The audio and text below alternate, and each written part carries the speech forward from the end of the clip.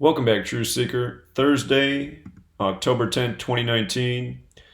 Let's start off with a review of yesterday's games and then talk about today's games. So, Cardinals put up 10 runs on the Braves in the first inning, postseason record. And then the second game of the day was decided in the 10th inning. And what was yesterday? It was Yom Kippur, the most important Jewish holy day about atonement for your sins connected to the Ten Commandments. So I just want to make that point to remind you who's responsible for the scripting of these games. Or, as some of you believe, the Kabbalistic magic that makes it all fall within the numbers. But it wasn't an accident that it was a day of tens in baseball. And let's not forget that when you write out 10, it equals 39, like the number of books in the Old Testament. Also, Cumberland, where the first game was played. And it just makes me wonder how much longer Jimmy Carter has left since they synced up that last Braves win with him. 3 runs in the ninth. But, again, the things we saw in yesterday's game, it had the same start time as Game 1, which St. Louis won. So, same start time. So, remember that in the next round. We see this start time with St. Louis. Could be a trigger. St. Louis was 2-0 with that start time. Yom Kippur equals 144. It was the Braves' 144th season. So their 25th year in the playoffs. They were eliminated by St. Louis 25. The one thing we saw about a potential Cardinals and Nationals NLCS, which is what it's going to be, is that it's the Cardinals' 138th season and Nationals equals 138. So that was the 138 pairing. Of course, Donald Trump's 138, Federal's 138. I don't think Trump has any connection to St. Louis. But it's another thing to think about since they connected the Braves to a former president.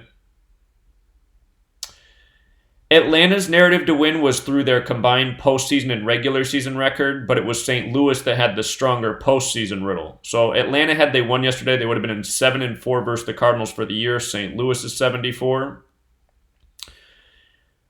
Cardinals could have picked up their 74th loss to conclude their season, or they had a chance to stay on 73. There was a chance they could have faced the Dodgers next. That's not going to happen. Dodgers got beat 7-3. Caller? Hey, is that a good time to call in? Well, I'm reviewing yesterday. I mean, it's better when people call in when they have something to share about what I'm talking about. I do. Okay, so yesterday, the Nationals became 66 postseason, and if you write out again, wash, Nationals equals 66. I brought this up a couple of times about TV Rays, they're using like the first kind of like the letters, and then the name of the team. I've noticed that. That's 3 days straight they've done this. So WSH Nationals 56. Washington, D.C. is also 56. Oh, no, 6-6. Oh, They 6-6. became 66. I They see. became 66 against the Dodgers postseason, right?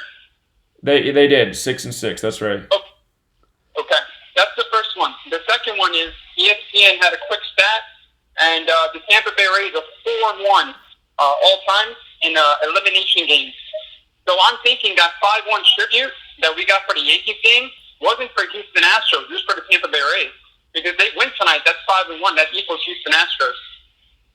Well, they'd be a nice payout if that happened. I'd really like to see that happen. I'd like to see the Astros eliminated because now that the Nationals advanced, I'm worried that could be the World Series, and I don't want it to be. So, okay. Yeah. So, please write down that stat. That's a really good stat. And then yesterday, as I said, I really like the underdog theme of the Nationals and the Cardinals. Oh, I gotta fact check you though, man, because like the Patriots aren't 18-0 versus rookie quarterbacks. I had to look that up. That's not a true stat, so I just got to make sure it's right.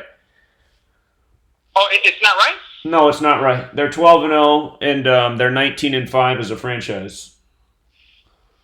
Check out. Did you get the link to the article I sent you? Well, I just got a current one from a reliable source. We'll go over it when we get there, but I'll check it out, man. I appreciate it. Okay. All right. All right, see you. Okay.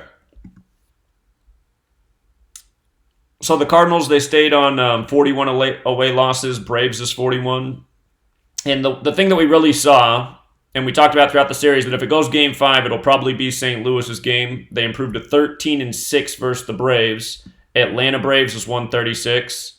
And yesterday, the Dodgers got eliminated in their 136th season. 136 is the 16th triangular number. The Nationals got their 16th postseason win. So I'm trying to think about where they might be going with this 16 thing. There's probably something greater to it.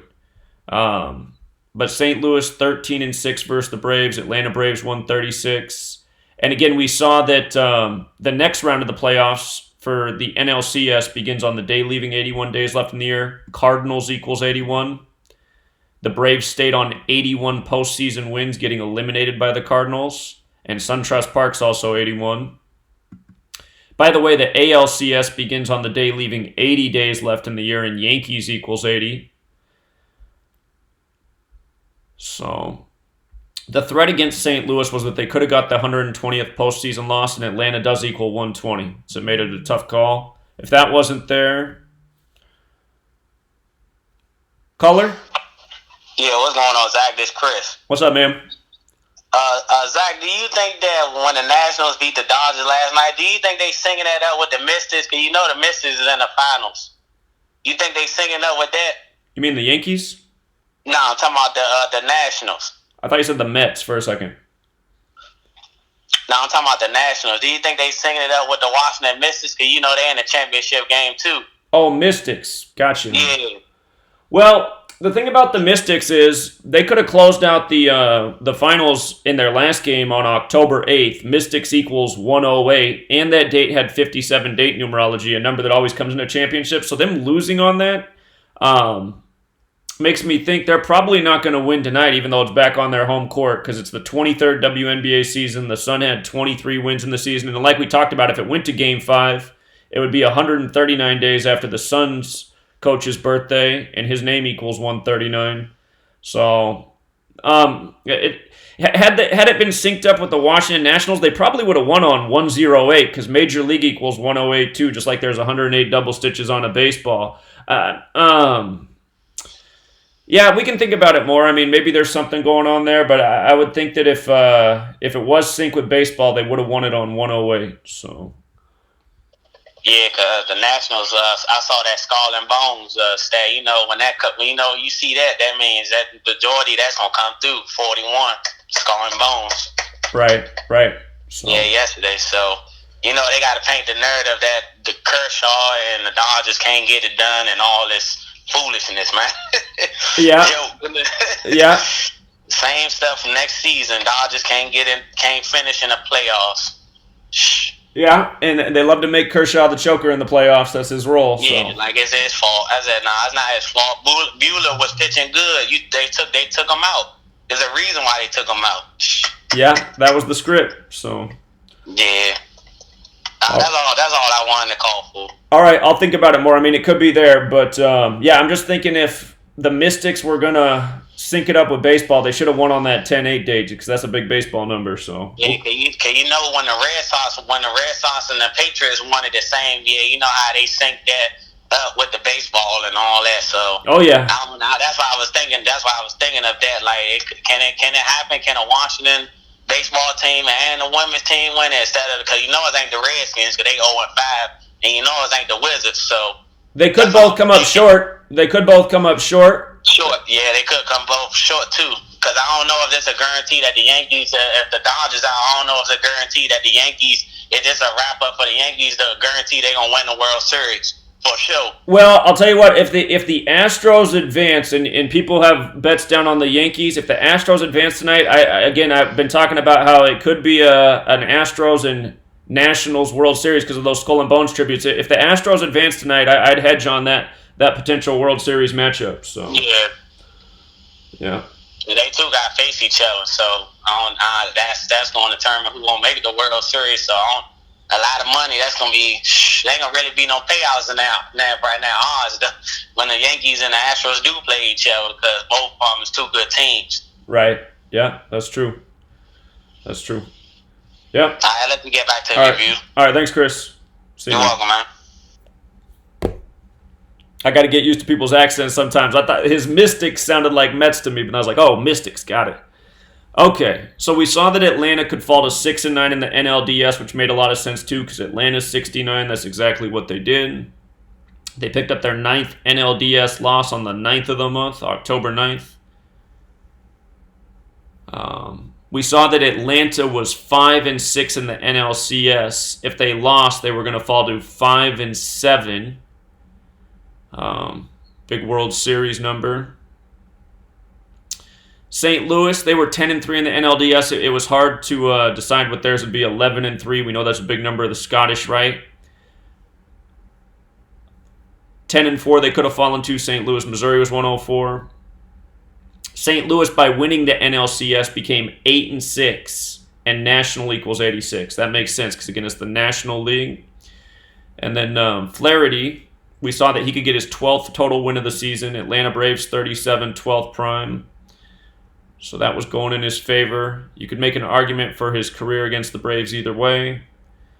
And Fulte Nuix, we saw that he could get his 43rd career total loss. St. Louis is 43. He did. He had a chance to become 9-7 for the year as well. 97, the 25th prime. St. Louis 25. That happened. The narrative for him was that had the Braves won, they would have been 7-4 versus St. Louis for the year.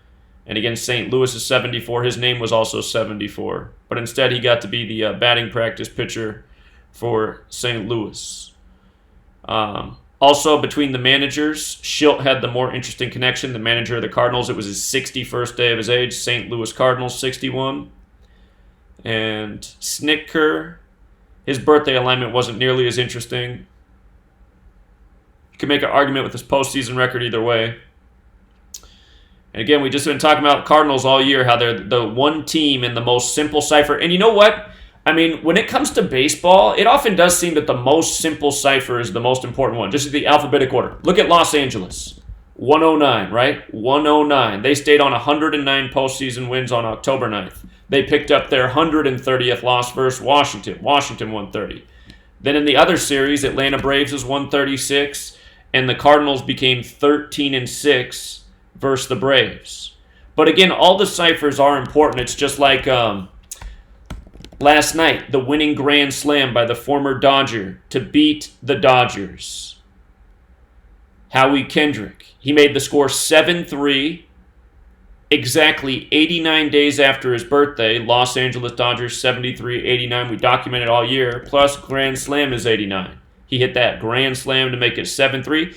And again, if baseball were real, I mean, you play a 162-game season, right? You play and that's the other thing that's dumb about baseball. Why do they have these short playoffs, this overly long season and then short playoff series? I mean, it doesn't even make sense. But anyway, you're playing your whole season. How do you start the most crucial inning, the 10th inning, with a shitty pitching?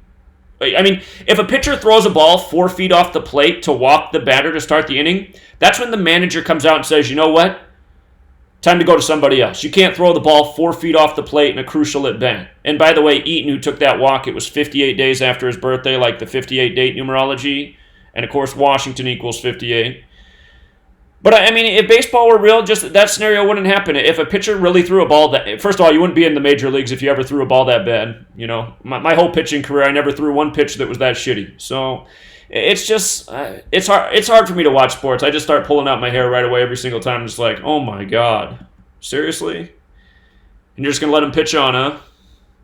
Base hit, automatic walk, grand slams, like, okay. And no switch of the pitcher, huh? Okay. All right, so Nationals and Dodgers game. Again, postseason record. The postseason record was more incriminating for the Dodgers.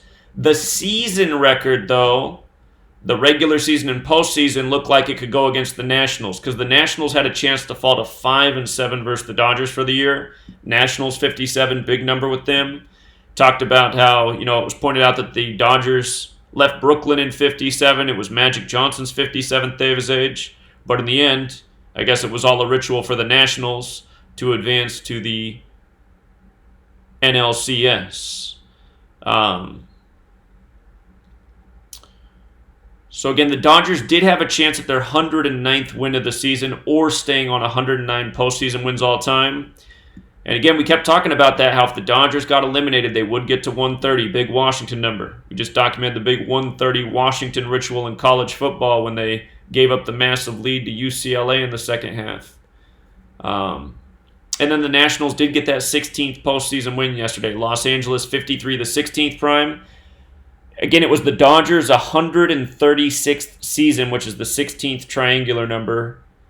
And again, the Braves game was a 13-6 ritual too. So I've been thinking, like, what's the 136-16? What are they doing with this? And also in the last game, the Dodgers lost 1-6 to Washington, which was some foreshadowing, no doubt about it. Dodgers had a chance to improve to 8-6 in the NLDS like the Nationals, or fall to 7-7. DC 77, Nationals 86.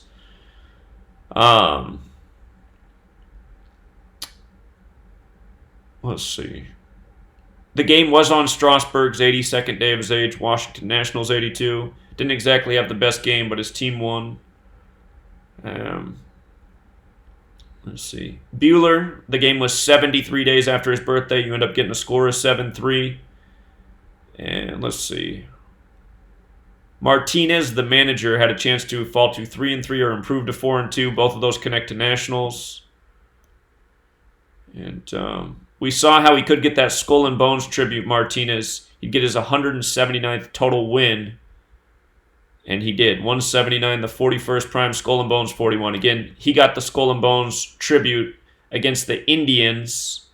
And then I was thinking that the Nationals and Braves would move together because there was that native relationship. But I guess the Braves getting eliminated was the benefit of the Nationals.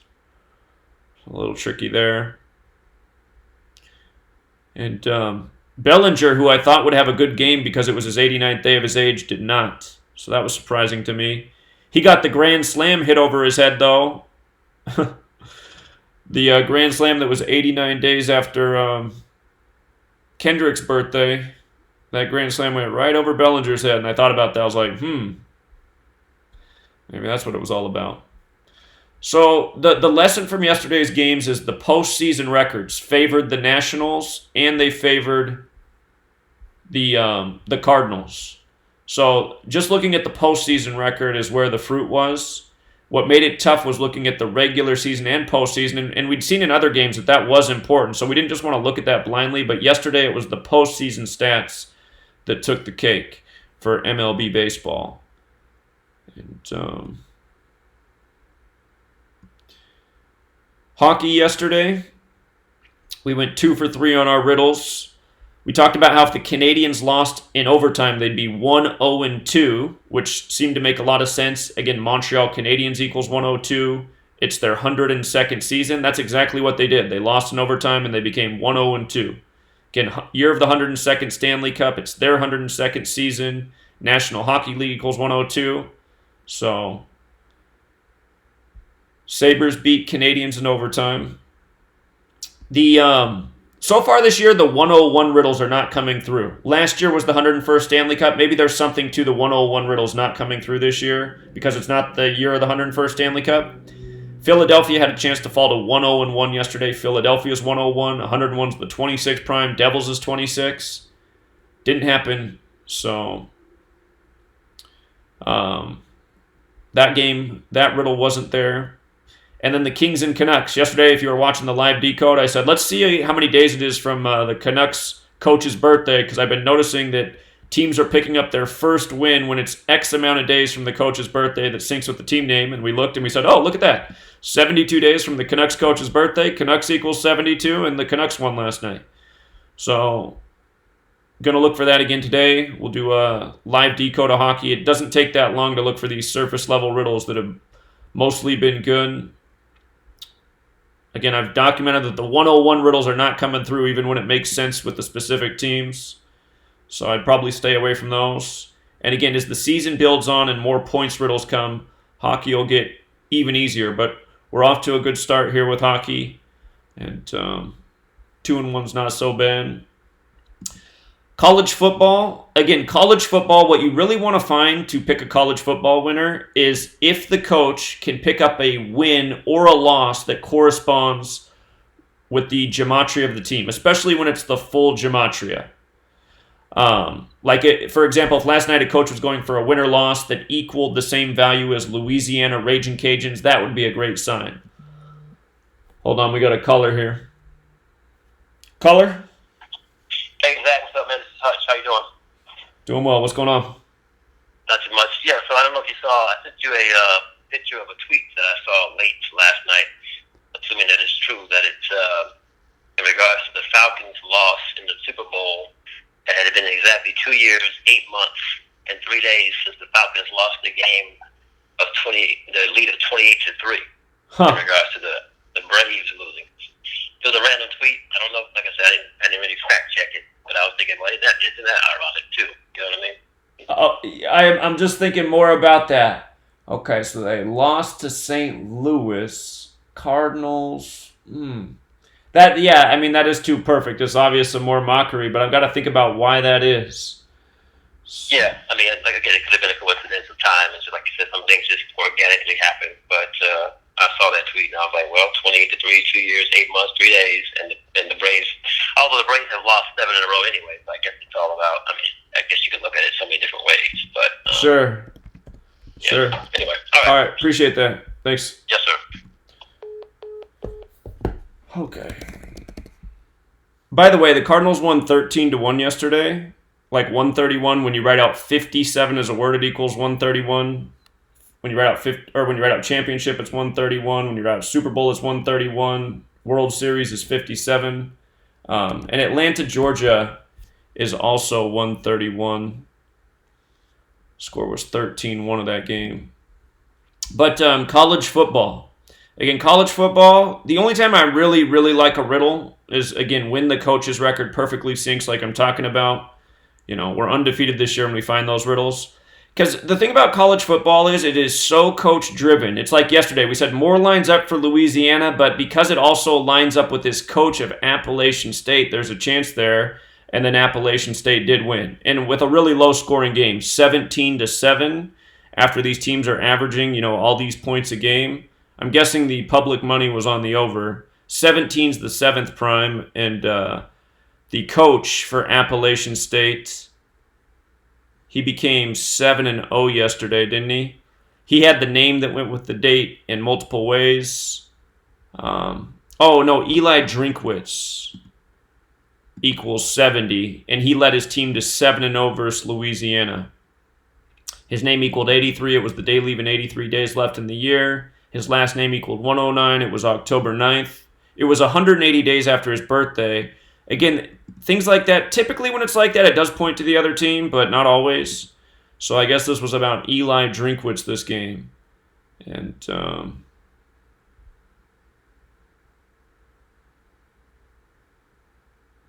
we did see how Louisiana would face the Red Wolves next, which equals 42 in the most pure cipher. They're going to go in there 4-2. So, college football, again, you guys have the tools. You have access to Gematrinator. For all of you who want to do college football games, just go plug in the team names and look at the coach records. And you'll likely be able to find low-hanging fruit each week. So, all right, so that was that. And let's get on to today's games, but first we got one more call. Caller? Zach, there's Chris. Yeah, what's up, man? A tip I want to give you. You look on when you type in Google, type in CBS expert picks on hockey, and you'll see because I always look at that too, because it tell you who the expert picks on the games too. They do that for the baseball and NBA. I personally don't even like to look at that stuff because it just messes with because they talk so much noise that's usually not true. So yeah, because sometimes I be looking at the hockey jumps. You be explaining the hockey jumps. When I look on the expert jump, some of them favorites that they put up on the jump, they be having like 200 and something. They don't be winning. So I said, what's going on with that? To me, that's all part of the mind control misinformation. They call these people experts, and then sometimes they'll reveal their stats. It's like, well, that's not even that great of a record. I mean, so yeah. So sometimes they be putting it on. They've been doing that for the baseball all season too, for teams they like and stuff, like the favorites, and then it change over when it's game time and stuff. So the odds go up and down. So sure. I also look at that too as a tip tool to see what they're leaning towards. To go to then pick the opposite team from that from that stat. Well, that's what I'd be inclined to do, yeah, if I looked at that. So, yeah. All right, man. That's all I want to call for. All right, thanks, Chris. All right. Okay, so today's baseball game. 59 date numerology. There's a lot of 17s on the board if the Rays upset, which is what I'm cheering for personally. I want to see the Astros get knocked out at this point because I am worried about an Astros-Nationals World Series. I do not want that to happen. There were so many documentations this year of things that synced up with the World Series and the Yankees. But now that there's this skull and bones thing hanging out there with the Astros and the Nationals, it's just like, ugh. Okay, so we got 59 date numerology. We'll get to that. We got 32 date numerology. Houston, of course, is 32. Series is going to conclude 3-2 in somebody's favor today. Caller? Hey, what up, Zach? What's up, man? Hey, I was gonna say about that the game. So I was watching the game, and after he gave up the grand slam home run, the camera panned on to Kershaw. Right. Like it was Kershaw's fault. He did not give up the grand slam home run. So, Yeah, but he's the reason it went to extra innings, right? Because he gave up back-to-back jacks. Yeah, but still, I mean, and then not only that, it's ultimately the coach's decision whether to keep the pitcher on or replace the pitcher. So it made it look like it was totally his fault. And that's one thing. Also, we have to keep in mind about the Washington Nationals. They used to be kind of like the NBA. They used to be the Montreal Expos. Right. And earlier this season, remember, they were the Expo uniforms. Right. So I don't know if there's Canadian, because NBA season went to Toronto Raptors. So That's a good point. That's a good point about the Canadian heritage, yeah. and it's one last thing. It's a trial process. It's like trying to shift your mind because you get so into it. And the live betting, I was saying, I found two instances where if you get ahead of the bookies, you can get the better odds. One instance is NBA Finals in the playoffs. Durant gets hurt. He starts hot. He gets hurt. They lose. Fast forward in the summer. NCAA basketball finals. Duke. All of a sudden, Zion sneakers gets busted. Quote unquote, he gets hurt. They lose. So if we can get, it's something like when the top player gets hurt, there's a possibility you can either double down or go on the other side. Sure. Yeah. Good points, Izzy. All right. Thanks, That's all man. I got. Caller? Hey, Zach, how you doing? Doing well. How are you? Good. In reference to the Astros-Rays series, the last game, I didn't know if anybody picked this up, but I was watching the pitch count, and at the end of the first inning, Verlander had exactly 32 pitches. Right. And of course he gave up the 3 runs in the first, which is 31. Right. And then also at the end of the game, he was pulled with 3.2 innings pitched. And 84 pitches on the day, leaving 84 days left in the year. So I didn't know if you probably already picked that up. I just wanted to mention it. Sure. Did you see the video I put up about how they put up the stat after his 56th pitch?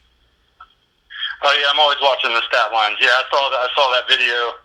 They did the same thing in the 49ers Monday Night Football game with the 22 attempts for 220 yards and 22 completions, and so yeah, I always keep an eye on the stat. And then they showed a third quarter total yards for the Cleveland Browns of 22. So, and I was wanting to ask you about that. Do you think that's a riddle that could lead to a Super Bowl? That like indicate they're going to the Super Bowl? That was a lot of twos. You're talking about the 49ers, right? Yeah, the Niners. Well, I mentioned early in the season that's a scenario that would really put it in people's faces. Brady versus the 49ers. I mean, his former backup quarterback. He's from the Bay Area. I mean, it's definitely a possible scenario, especially now that they're 5-0 and 4-0 because 5-4, Super Bowl 54, they represent the two conferences, only undefeated teams. So it's definitely not out of the question. Yeah, and the Super Bowl's on 2-2. And Super Bowl 54 is the 50th of the modern era. San Francisco equals 50, and Brady equals 50, so it's possible. Yeah. Cool, man. I appreciate your work. Yeah, welcome. Take care. All right, bye. Yeah, if only Brady would have retired, it'd make this... But, yeah, Verlander had a very numerological stat line. And, again, they do it again and again, week after week. I don't know if that one guy's still hanging around who called in about 2 weeks ago. He's like, they can't script the pitch count. I used to play varsity baseball. It's like, oh, okay. There's a good argument. Anyway. Rays and Astros tonight. So the Rays have 68 losses for the season. Game 5 does equal 68. If they didn't lose, they'd get their 100th win to advance. Again, when you write out 100, it's 54, right? Like baseball's 54. Could be some crossover here between the sports. In the last Rays game, if you missed it, a foul ball was hit to the Tampa Bay Buccaneers tight end. It's like, what are the odds of that? Caller? Hey, good afternoon, Zach. What's up, man? What's going on? So, yesterday, I don't know if you remember, but I was a caller and I was pretty much on the Cardinals as well as the Dodgers. But what I did see was after that 13-1 score, that totally took me off the Dodgers. Like, because before that, I was going to bet the game and I was going to do it pretty hard. But that 13-1 score totally took me off the Dodgers because if I saw the Cardinals playing the Dodgers in the next round, but I saw the Dodgers beating them, so that 13-1 score took me off that whole scenario just by knowing what we know about them numbers. So that was one thing a lot of people should have noticed yesterday. Whoever was going to ride the Dodgers, once they saw that score and they were already on the fence about it, they should have left it alone. Well, so what you're saying is because that's a championship number, you're thinking the Cardinals are going distance. Well, yeah, that's especially in the elimination game. For them to plug that score, and then they also broke a record in the first inning, all those things, like that totally took me off the Dodgers money line. I had to leave that game alone. So Yeah. I just wanted to say, like, it was the knowledge, the things that you preach daily about paying attention to the scores and stuff like that. Because prior to that, I was going to jump on that game crazy. Sure. Well, somebody's probably out there listening there thinking, well, man, because I bet somebody did this too. I bet somebody said, well, they won with 13 runs, and that's a big LA number. So. Yeah. Well, thankful for me, I didn't look at it from that angle. Sure, I you looked just. at it from the 131. Right. Yeah, that stood out to me too. I was like, man, there it is, 131. They're the team with the 115 connection. So. But one quick question before I get off. I wanted to say from the American League, as far as the Cardinals, if they do end up making it there, who's the most likely candidate from the American League? I think the Yankees, but who do you feel? Well, that's what we have to do right now. We need to look at the postseason head-to-head between these teams because the riddle's there. But yeah, if it was Cardinals, I would think they'd be more likely to play the Yankees too. The only team that makes sense for the Astros to play is the Nationals. So Okay. that's the way I see it right now. All right, thanks, sir. Yeah, welcome in. See you. Bye. Caller? Hey, I was calling to see, what do you think about the a final score of 6-3 Astros? Well, there you get a lot of tributes in there. Rays is 63, Tyler Glasnow 63, Major League Yeah, and 63. if he loses, he'll become 6-3. Right, yeah. And then not only that, I mean, you think about it, the total runs for the Astros will be at 19, and then the total runs for the series will be at 39 combined. What equals 39? New York? Yeah, that's possible. That's possible. I could see a final score of 6-3. Everyone's going to be on the under. It's under 7. It hits to 9. You got 90% of public, I'm sure, on the Astros. I'm going to talk about what could happen with this score here in a minute. I mean, it is a good thought. That score would be right in your face. It's very possible. There's just coding all over with the pitcher, with Tampa, with New York. I don't know. Anything can happen, but I think that would be a very realistic outcome. Yeah, Tampa Bay's on 17 runs right now. It doesn't mean they have to stay on it, but if they got skunked today, they'd stay on those 17 runs on the 59 date numerology, 59 the 17th prime. So I'll get to it. I'm going to talk about that. So maybe even like a 9-0 or whatever, 8-1. But yeah, I see what you're saying. Okay, well, I just thought I'd throw that out there because I saw a lot of 6-3, 3-6 coding. Yeah, no, it's there. It's there, and that could be the score. I think that would make perfect sense, and I think everybody, they're anticipating Yankees-Houston, Well, I'll tell you what. If Tampa Bay scored 3 runs, they'd have 20 scored in the series, and Astros does equal 20 in the most. 20. Yeah, so it's possible. Just think about that combined runs, 39, combined runs total with New York and... Well, it's 10-10, too. If you write out 10 as a word, it equals 39, actually, so... Wow. All right, keep it going, buddy. All right, yeah, take care, man. Again, 10 and 39, strong pairing. Old Testament, 10 Commandments, 39 books. That's why you had the 10th inning grand slam and the 10 runs in the first inning yesterday. All right. It's also why you have a bunch of trolls in the chat with their mutilated little peckers. So, anyway. Rays 99 and 68 for the season. The riddle for them to not lose today is because Game 5 equals 68. They could stay on the 68 losses for the season in Game 5. Astros 109 and 57 for season. 57, special number there. Remember, the Yankees and the Astros were the only teams in the AL with 57 wins at the All-Star break. Now, keep in mind, the Dodgers had 57 wins at the All-Star break in the NL. They were the only team in the NL with 57 wins. So, keep that in mind. But that's the reason we thought the Astros and Yankees would be the ALCS, because 57 equals World Series. Thought that was foreshadowing that would be the battle of the juggernauts. The start time is 6:07 p.m. local, 7:07 Eastern, where the Rays fans are. Again, Houston 77. Houston is 5-6 versus the Rays this year. 5-6. The Astros are 2-2 in the postseason. Whoever wins today will be 3-2. Houston's 32. You got 32 date numerology. The Astros are 4-1 at home for the entire season versus the Rays. That's regular season and postseason. They were 2-1 in the regular season, 2-0 in the postseason. So if they won today, they'd be 5-1. Houston Astros is 51. Now, Chris called in and pointed out that the Rays are 4-1 as a franchise in elimination games. And I want to look this up. Because if this is true, this would be another narrative for an upset. So, I love Chris, but sometimes he calls in with stats that aren't exactly right. So I got to make sure it's true. What could we...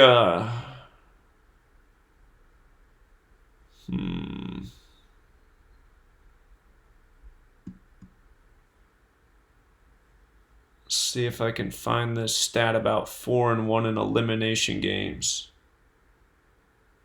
What's this say? Houston, the Astros might not be scared of the Rays, but history ought to be petrifying. This is not an ordinary comeback, nor a run-of-the-mill upset we might be witnessing in the American League Division Series. What's up, Chris? Chris? Hey. Uh-oh. Are you there, man? No, some sort of phone difficulty. Could be a dramatic comeback and a major upset potentially combined. And how the heck is history supposed to explain that? Is it David and Goliath or the tortoise and the hare? Let's see. Hold on. All right, how's that? Can you hear me now? That's better.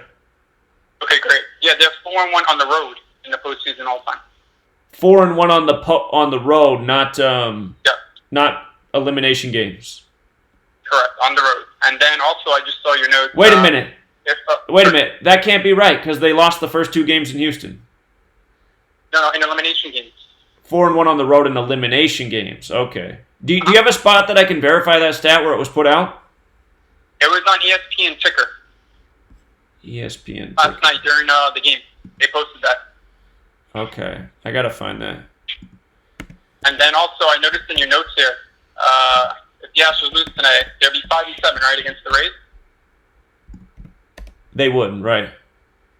Isn't that, that would be like a Nationals tribute, correct? 5-7? Yeah, World Series is 57, yeah. Yeah, I think that's what's going to happen tonight. For me, that stat was that I saw it on the ticker. For me, that was the clincher. And I think we all thought that because the Yankee score was 5-1, that it was Houston. I think I think that it's because of the 5-1 on the road. If the Rays win tonight, I think it makes a lot of sense. And I think a really good indicator is going to be the cash, where the money's going on this game. I think anything above 80%, it looks good for the Rays.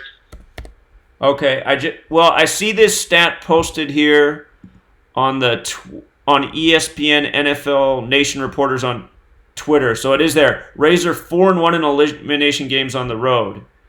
But I want to. Okay. I looked up. I tried to find some 42s, but I didn't find anything. Maybe you will. I didn't find anything that would correlate. Well, Houston, Texas is 181, the 42nd prime. I know that. Okay, so that's something then. Okay. Got it. But that is a good find about that 4-1. That gives some more life there to the Rays. So. Yeah, they throw these stats out there like it means something, especially if it's on, in my opinion, anyway, on the TV and so forth. So I think it's something to pay attention to. And then let me know when's a good time when you're going to go over that Giant game, so I can call in and then send you the text so you can check out that link for the article. Okay. The Giants, if the Patriots win tonight, they're going to be 6-0. Gillette Stadium 60, and New York Jets is 60, who they face next. So I'm thinking that's probably where this is going. Got it. Yeah. Okay. I thought of something really interesting, and sometimes it might not make sense, but the Patriots won Super Bowl 51 in Houston, and perhaps the Astros are going to get eliminated today, and the Patriots are going to lose today. That would be nice. I'd like both of those things to happen. Yeah. It might sound abstract, but anyway. But I'll once I hear you talking about the Giants game, I'll call and I'll send that link to the article. Okay, appreciate it, man. All right, thanks. All right, take care. Thanks, dude. All right, so good find. So Rays are 4-1 in elimination games on the road. Rays are 17th team in MLB. I got to find this full. So remember, today has a lot to do with 17, and the 17 is what would factor into the Rays winning. I have to find this post. I need to read every word that is here. What do I have to do? Scroll through? How much crap do they post on here? All right, he said it was posted. Jesus, all this is in the last few hours? Oh my God. Rays. He said he saw it last night. Okay, I hate Twitter, man. I do not know how to use Twitter. How do I find this thing? All right, here, I'm going to search more of those keywords and see if I can just pull it up. Shit, what did I do?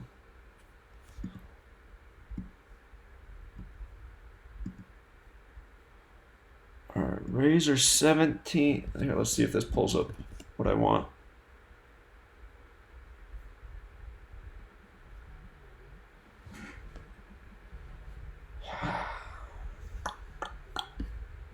I really want to read that stat right there. There's some crucial information here, but it's like, how do you find it?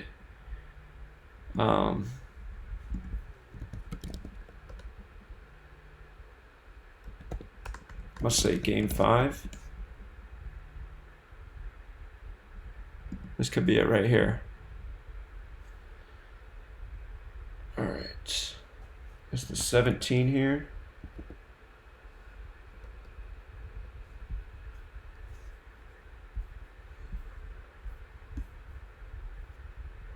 All right, hold on.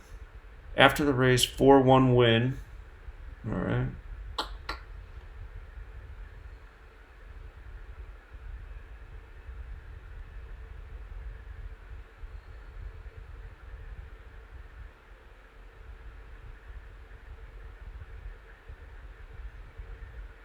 Where's the information that I just searched for in this article?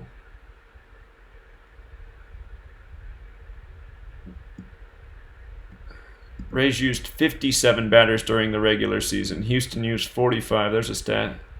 The Rays deployed 33 pitchers. Houston 26.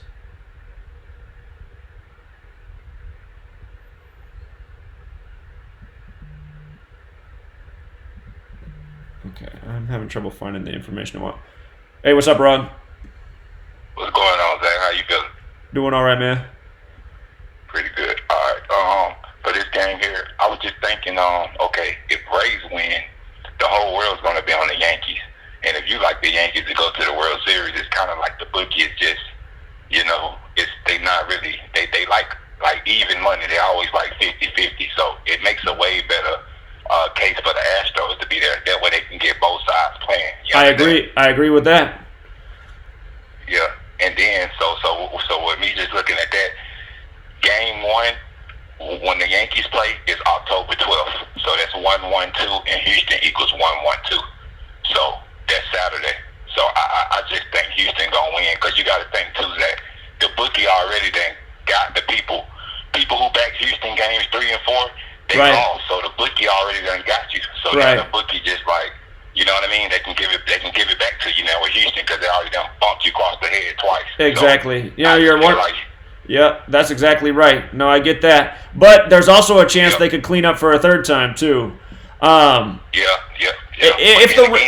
they do, that'll make the whole next series with the Yankees like a wash, because the whole world will be on the Yankees to go to the World Series. You feel what I'm saying? Well, the thing is, though, but I mean, they do that stuff historically with the Yankees and the Patriots. It's just kind of like they're teams like that. But if the Rays do advance, I'm going to have to look extra carefully just to make sure there's not a narrative there for the Rays, because that would also shock everybody. So. Right. But then that'll put everybody on the Yankees to go to the World Series, and I'm pretty sure the Rays probably wouldn't beat the Yankees. You know, just think about the public, you know, and the TV ratings. Exactly. I'm pretty sure the Yankees will get there. Yeah. No, I hear everything you're saying. It all makes perfect sense. So, I just want to see this. I want to find this thing that I can just see the beginning of it that I was just looking at, because there was something there about 17, and that's the one number that could play in the Rays' favor today, but I cannot find this stat on their Twitter. It's because it's cut off. Another stat. So you're not looking for the 5-1 no more. You're looking for another stat. Well, so that's what Chris just called in about. He said the Rays are 4-1 in elimination games on the road in postseason history. So that's the way 51 could play for them, as if they won. They'd be 5-1. Yeah, think that. I think that's the throw-off stat. ESPN gave it to you, but you said you're trying to find another stat with 17. What's that stat? Well, because it's when I was searching for the elimination game thing, it came up. It's the first sentence of this tweet, but it's cut off. So I'm trying to find the whole comment here, because it says the Rays are the 17th team in MLB's postseason history to force. I think it's going to say a Game 5 down 2-0. I think that's what it's going to say, but that's the one thing I was looking at my Decode today. I was like, man, there's a lot of 17s that line up for the Rays today.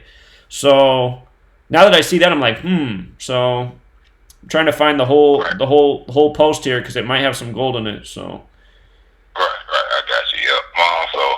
I'm with you. Like I said, just keep in mind the first game will be Saturday, October 12th, and that's kind of like 1-1-2, and it will be in Houston, because I think Houston had the best record. That's right. That's also the day leaving 80 days left in the year. Yankees equals 80, just like the NLCS begins on the day leaving 81 days left in the year, and Cardinals is 81. So I think those are clues, too, the days they start on. Yankees equals 80, okay. All right, yep. So that's all I really had, man. Yep. So be careful betting on the Rays today. I think it just makes sense for next series. That way, people will be kind of scratching their head, because they don't know if Houston gonna go or New York gonna go. You know what I mean? It wouldn't be a scratch of a head with the Rays and the Yankees. You wouldn't think so. Right. With the public, you know what I mean? They can really clean up next series if they sent the Rays all the way, but I don't think so. Another thing to look at, I think Braves finished at 99 wins too on the season, and I heard you say Rays was on 99, so I don't know if they got any symbolism with those two teams or whatnot, but I noticed Braves did finish at 99 wins yesterday. Yeah, you're right about that. Yeah, that's a good point. All right, yeah, appreciate it, man. Great points. No problem. All right, thank you. Caller? Zach, hey, so did you say you were looking for that stat that the Rays are 4-1 on the road in potential elimination games? I did find that is true, but I'm trying to find this full tweet here, because it's only showing me part of it, because there's one other part. Go ahead. It's not a tweet, but it's on TampaBay.com, so it shows you right here. I put it's in the chat. I pasted it because I can't put a link in there, but it says it right here. The Rays are 8-4 in potential elimination games, including 4-1 on the road and 3-0 this season. with a win tonight, they would become the 10th team to win 4 potential elimination games in the same postseason. 10th team to win 4 potential elimination. That's interesting because when you add 1 through 4 together, it's 10. It's the 10th month. Yeah. But it's on TampaBay.com. Sports Ray Tyler Glasnow gives game something. If you want to look at it with your own eyes. Okay. Yeah. No, I believe you. So, okay, great information. Yeah, Thank you. All right, bro. And hey, bro, we gotta do golf, man. It's the biggest payday that we can hit. You know what I'm saying? So in the future, I'd love to take some time out and do some golf decodes. If you, I know you don't have any time. I mean, you're so busy, but golf, man. Did golf start back up? Is it golf season back in? Yeah. It's back on. Houston Open today. Is today day 1 of the new season? There's been two tournaments. This is like the 3rd one of the season. Okay. I guess that shit's like year round, man. I had no idea. There's no off season in golf, evidently. Well, I remember it started sometime back up in October when I looked at it. Hold on. Yeah. Well, we're back on, man. I know you only have 24 hours in a day, but I'm jonesing for some golf decodes, bro. All right. So they had some smaller tournaments in September. I forget what the official first tournament is of the PGA season where the points start. I think it might be this then, the Houston Open. Yeah. There's not a lot of big name players in this one, so it may not be the official start or whatever, but yeah, man. Okay. All right. Appreciate it. Man. All right. See you. Laters. Okay. Yeah. Gonna have to figure out how to make time slow down. There's just so many things to keep up with right now. And yeah, I know the golf decodes were great. I mean, we hit a lot of big ones there in a short period of time. So I'll figure out how to work it back in. All right, hold on. I really want to find this full blurb for this 17th team because this, God, it's just like, how do you get to the post? It just takes you to the top.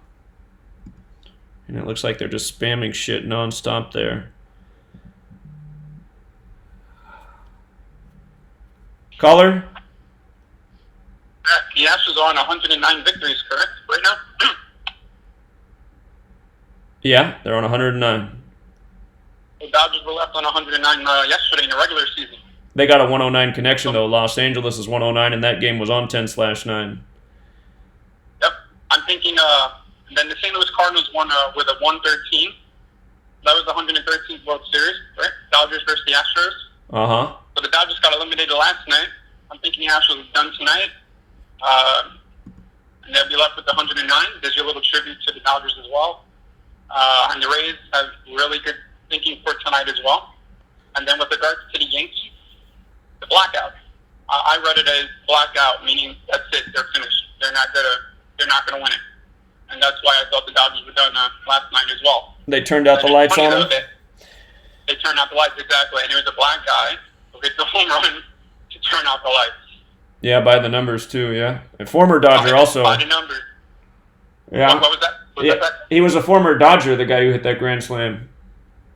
That's right. Yeah, I saw your notes there. And one more time, people saying, they're not the Devil Rays, but I think it does matter. I believe that with you. Devil Rays equals 115. So I believe the Rays are going to win tonight, and if they do win, it's going to be the St. Louis Cardinals and the Tampa Bay Devil Rays in the World Series. Yeah, it's possible.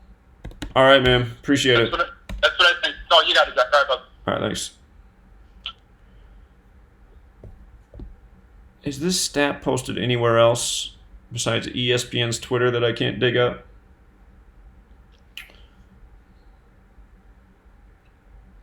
All right, well, that's got to be what it says, right? I mean, what else could it possibly say? The Rays are the 17th team in MLB postseason history to force. It's got to say a Game 5 after being down 2-0.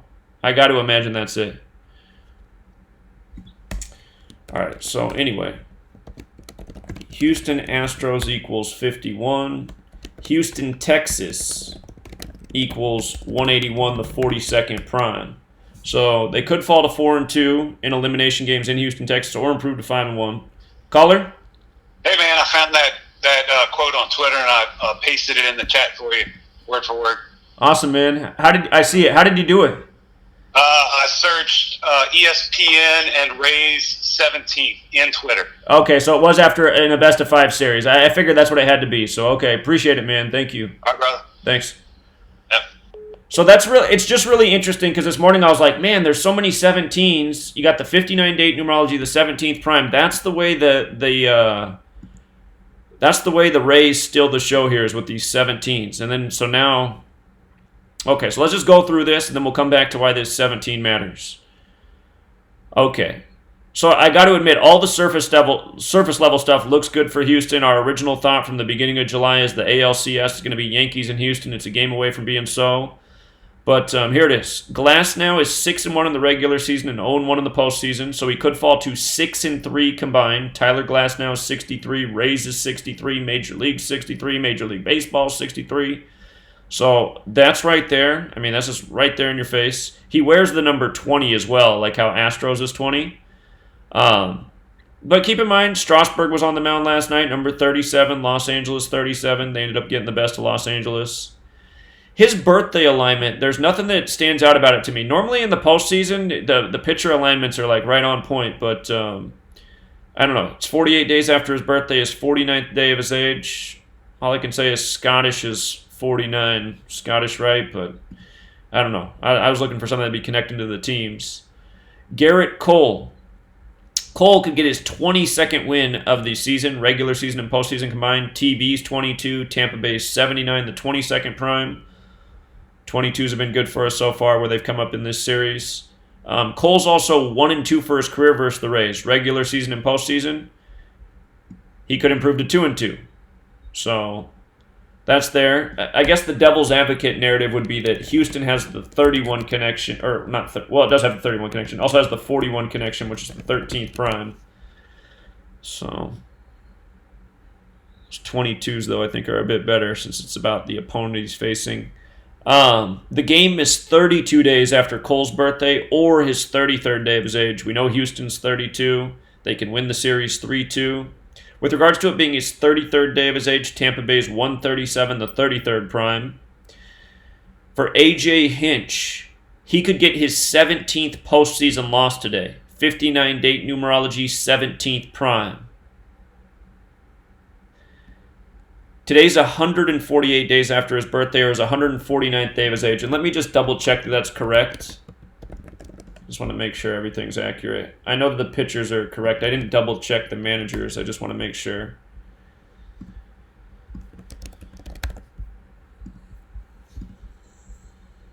Yeah, it is 148 days, or his 149th day of his age. And let me do it with Dave Martinez, too. September 26. So that should be 14 days, 15. Yeah, that's okay. That's right. Okay. Or why am I doing Dave Martinez? I want Kevin Cash. Whoops. Kevin Cash and the cashless Tampa Bay Rays. It's funny. December 6, 2018. It's 308 days, 44 weeks, or a span of 309. Whoops, got the wrong thing up here. Yeah, all right, so it's right for Kevin Cash. So Cash is 3-2 in the postseason. If he lost, he'd be 3-3. Tampa Bay 137, 33rd prime. I guess what I should also point out, though, is Houston, Texas is 181, the 42nd prime if he improved to 4-2. So what I wrote for the conclusion is, again, prior to the All-Star break, we noticed how the only two teams in the AL that had 57 wins were the Yankees, who picked it up on July 5th, 5-7, and then the Astros, who picked up their 57th win the next day. We thought that would be the ALCS. Astros win today. It will be. But I just saw this thing with the 17s. So Hinch could get his 17th postseason loss, and the Rays could pick up their 17th postseason win as a franchise. Today has 59 date numerology, the 17th prime. Also, the Rays are the 17th team to force a Game 5 after being down 0-2 in a series. So that's one more 17 in there. So they're going to face the Yankees. The Yankees are 12-7 versus the Rays in 2019. The Yankees are 3-4 versus the Astros. In the postseason, the Yankees have never played Tampa Bay. In the postseason, they've faced the Astros 8 times. They're 3-5 versus the Astros. I kind of go. Yankees has the 35 connection. Skull and Bones was 149, the 35th prime. We've seen those Skull and Bones rituals. We saw the Yankees finished off the Twins with a score of 5-1. Houston Astros 51, likely pointing to who they would play next. But I gotta, now that we realize this elimination game thing, if Rays upset Astros, they would be 5-1 in elimination games. And you know what else we can do right now? Let's go back and look at the Yankees head-to-head record this season with these two teams and see how it lines up with the date October 12th. Hold on, let me put this note here too. Houston does equal 112. Start date 10/12. So Colorado was pointing out that the start date, October 12th, 1012 is a bit like 112 for Houston. And that is where the series would begin, in Houston. They had the better records. They got home field advantage. But I do want to go back and see the last time these teams played each other here.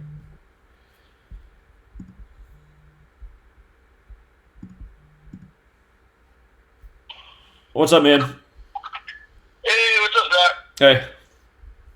Hey, I just wanted to point out something, too. I heard the other caller mention about the 4-0 in elimination games, but this year also, they're 3-0 in elimination games because, they did that elimination game against the A's, and then the Astros went 2-0, so they beat them 2 games behind, so they tied it up, so that was 3 elimination games. Now they're going to Houston, so they might lose and go 3-1. That's true. That's true. Houston's 31 in the most pure cipher. Don't forget it has an S in it, though.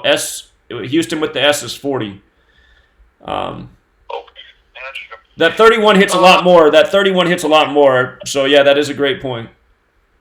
I was going to ask you, too, where are you getting the playoffs all time for these franchises? Because I didn't know anything about that Los Angeles Dodgers in the 109 playoff window. So if you go to M cubed and you go to MLB teams just at the top, and then after you click MLB teams, you just want to click the tab down below that says series records. It'll pull up every single team's all-time postseason record. It hasn't updated from yesterday. They still haven't plugged in the Dodgers' 130th loss yet. So just make sure it's updated from the day prior before you go with the information. So. Did you just count it down, or did it actually have a list that counted already as 109? Oh, well, when it's going to add the extra loss or win, right? It will update and eventually give the Dodgers that 130th loss, probably by the end of today. So. But does it actually have the 130, or do you physically go down and count all the losses and wins? I'm not sure if on their site, if they actually have the game log. They just keep a running tally, so.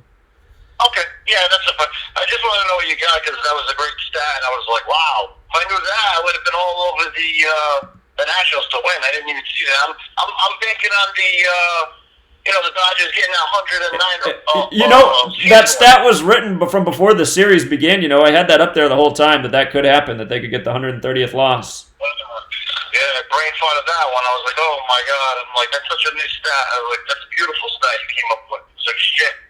Okay. Yeah. That's all I wanted to point out was that 3-0 thing, and I'm now starting to really think the Cardinals are going to play the Yankees now because of this whole thing now. It makes perfect sense to me now. Well, the advantage for the Cardinals and Yankees is these championship series are starting on the countdown day of the year that connects to each team. Cardinals start their series on the day leaving 81 days. Cardinals 81. Yankees are starting theirs on the day leaving 80 days. Yankees 80. So it's right there. Yeah, plus there's one great stat, too. On M-Cubed, the Cardinals are going to play the Nats, and if you look at the home wins for the Cardinals, they're at 184. So if they beat the Nats 3 times at home, it's 187. That equals New York Yankees. Yeah. Good point. you can tell that the Cardinals are going to be, take the Nats to 7 games because the record's 3-2 right now in playoffs. So if they win, the Nats lose the 4 games, are going to be 5-7, and 5-7, 57 World Series. You know what I mean? Right, that makes sense. Yeah, and if the records coincide too. If you make all the losses and wins, it actually works out perfect. You actually get a cancel tribute too if you all the numbers out. Just wanted to point that out, okay? All right, appreciate it, man. Thank you. All right, thank you. All right, take care. See you. So check that out. The Yankees last played the Astros June 23rd, which was 111 days before the start of the ALCS, or a span of 112. New York's won 11, Houston's won 12. So how perfect is that?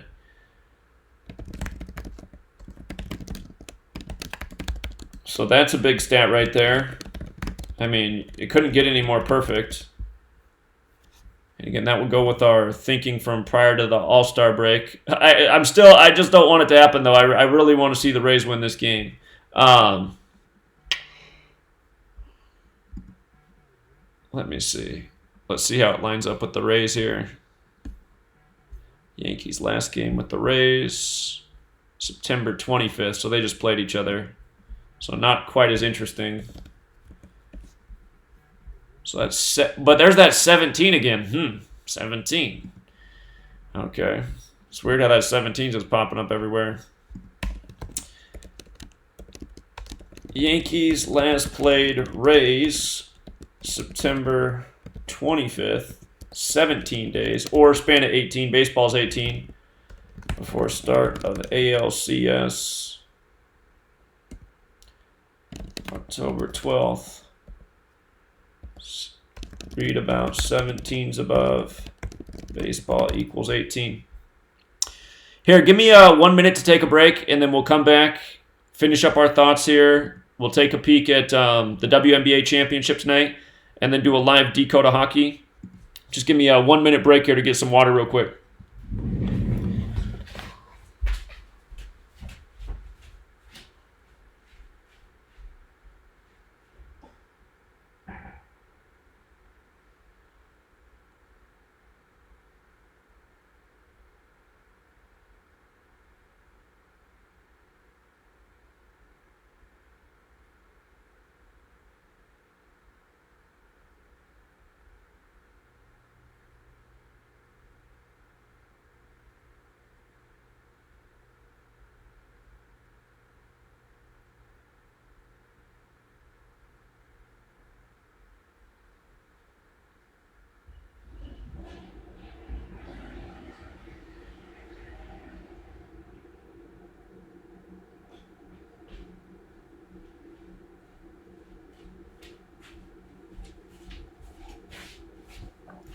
Okay, sorry about that.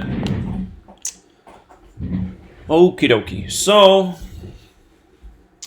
again, Astros are the likely winners. They don't pay much tonight. I'd abstain from betting on the Astros just in case.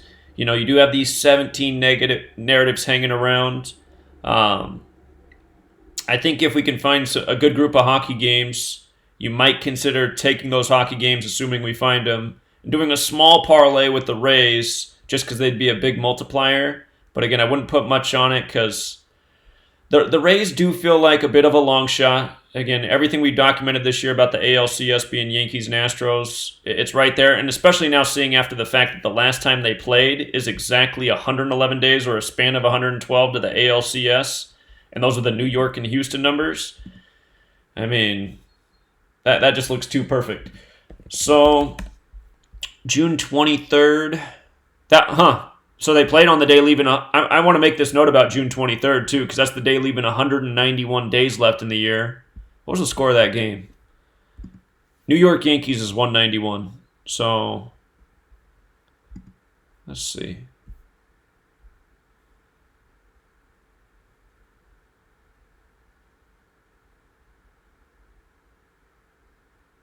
Yankees lost 4-9. 4-9. 4-9. Huh. 6, 12, 22, 26, 33, 37. Yankees have scored 37 runs this year against the Astros. Yankees is 37. 10, 18, 24, 25, 39. Astros have 39 runs. New York, 39. So New York, Yankees, 76 combined runs. It's a lot of runs for 7 games. Okay. But yeah, I mean, that right there, just how perfectly that's synced. Let me put this note here too. June 23rd leaves 191 days in the year. New York Yankees equals 191. Caller? Hey, buddy, you got any time today? What's that? Do you have any time today, buddy? What do you mean, do I have any time? Well, I just wanted to talk further about this Patreon issue.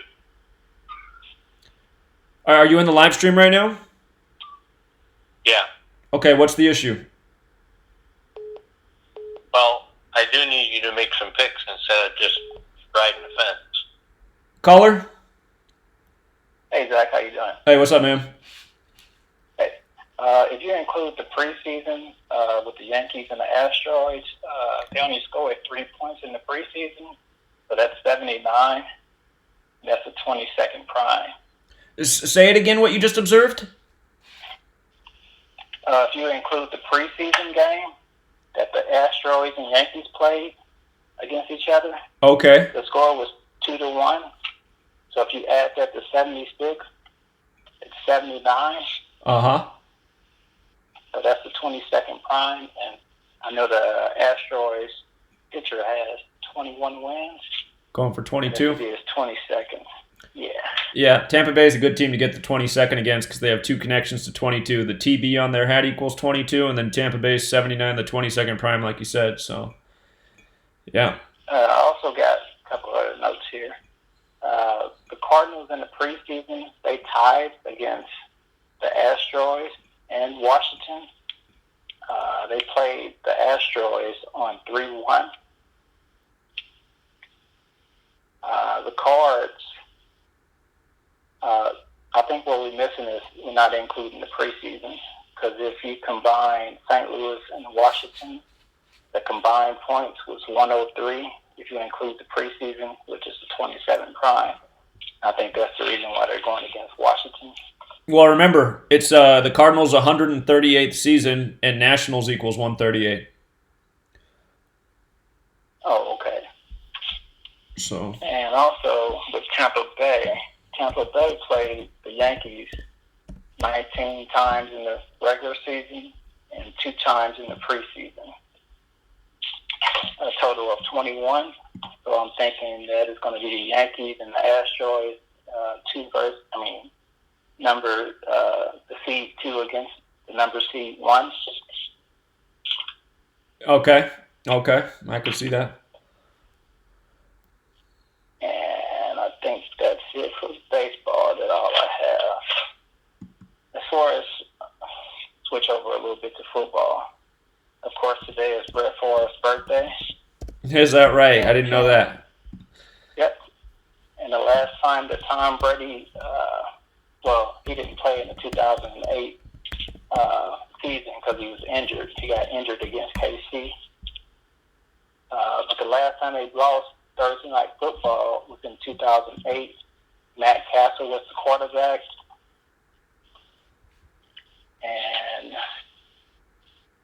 And guess who was they was playing against Brett Favre.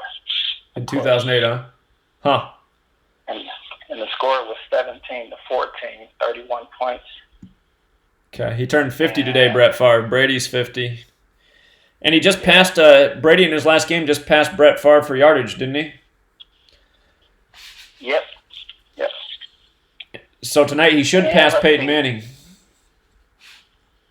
And the quarterback for the Giants, Daniel Jones, his birthday is 137 days Right. From today. Yep, 33rd prime. Yep, that's true. So I'm really thinking that the Patriots are going to lose tonight due to that they lost against Brett Favre in 2008. Yeah, we'll have to look at that. That's a good observation. So. And Oh, and also back to baseball. What I forgot here. The last time a New York team played a Missouri team was in 2015 against KC. KC went against the New York Mets. That was the 111th World Series.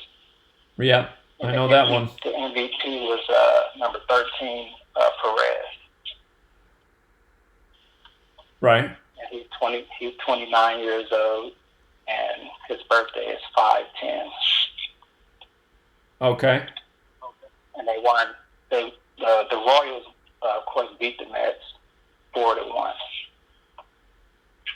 And I think that's all I got as far as notes go. Okay. All right. Appreciate it, man. Okay. All right. Thanks. Okay. Yeah, the 111th World Series. That was the first time I ever took a stab at the World Series. Spring training, everybody laughed at me. I said, the Mets are going to be in the 111th World Series. New York 111. Everyone said, no way.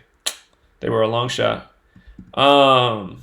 Just like St. Louis, too. Had I made the World Series call in 2014, I guarantee you I would have picked St. Louis because I only knew 2 ciphers, and I would have seen that St. Louis was the only team that summed to 115. And again, that simple English gematria seems to be the cipher. That's where Houston and New York are both 111 and 112 too, but it just seems to be, again, like we document with the postseason, it was the simple English gematria riddles that came through.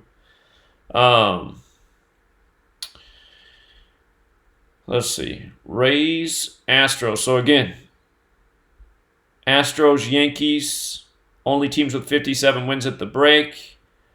A lot of things line up with the gematria for the Astros to win tonight. Both pitchers make sense on both sides if the Astros win. It's just this 17 narrative. There's all these 17s that could stack if the Rays upset tonight. So Hinch could get his 17th postseason loss. The Rays could get their 17th postseason win. You got 59 date numerology, the 17th prime, and then we just learned that the Rays are the 17th team to force a Game 5 after being down 2-0. So it's possible. But again, also just looking at the last time the Yankees and Astros played, it's a perfect alignment for them to meet on that ALCS date. I mean, so personally, I wouldn't want to bet on the Astros, even though I expect them to win just because they don't pay anything. Again, I'd be more inclined to put down a few bucks on a Rays upset if we can string together some other good picks today in a little parlay. Just because they got a shot and they'd be a big payout. All right, I just wanted to see how many days it was from Peyton Manning's birthday. It's 200 days because Brady's supposed to pass Manning tonight in yardage. He passed Brett Favre in his last game, and now we find out it's Brett Favre's birthday. So real quick, just to cover the WNBA game. Again, it's the 23rd WNBA season. I just thought about that too. 23 is the 9th prime. 23, 9th prime, sun equals 9. So could be a reason for the Sun to win the 23rd NBA season. Caller? Hey, Zach. A couple of the numbers that I saw last night during the game, because you're pointing up these 22s here today. Kershaw's number 22, and he gave up that second home run to Santos, number 22, to tie it at 3-3. A couple more 22s. And the first thing after the Nationals won last night, all they did is show Max Scherzer from the right field bullpen running in to celebrate, and he's number 31. Houston's 31. And then they panned to a fan in the audience, and they had a Max Scherzer jersey on it saying 31. So I just said, they're playing Houston next. So. Well, they wouldn't quite play Houston next, but they could end up playing them in the World Series because, again, that's that skull and bones riddle. Astros, Nationals. That's right. Yeah, and somebody was talking about that being the potential World Series. So I don't want to see that one, but yeah,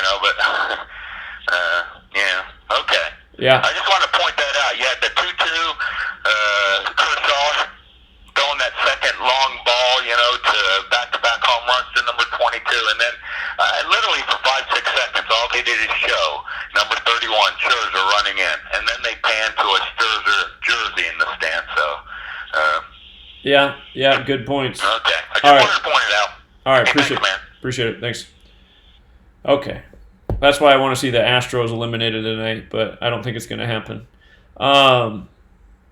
Okay, so remember, the last game, it was 137 days after the start of the season. Washington, D.C.'s 137. Champions 137. It was October 8th, 10/8. Mystics equals 108. It was a date with 57 numerology, a number I don't think I've ever seen fail in a championship game before.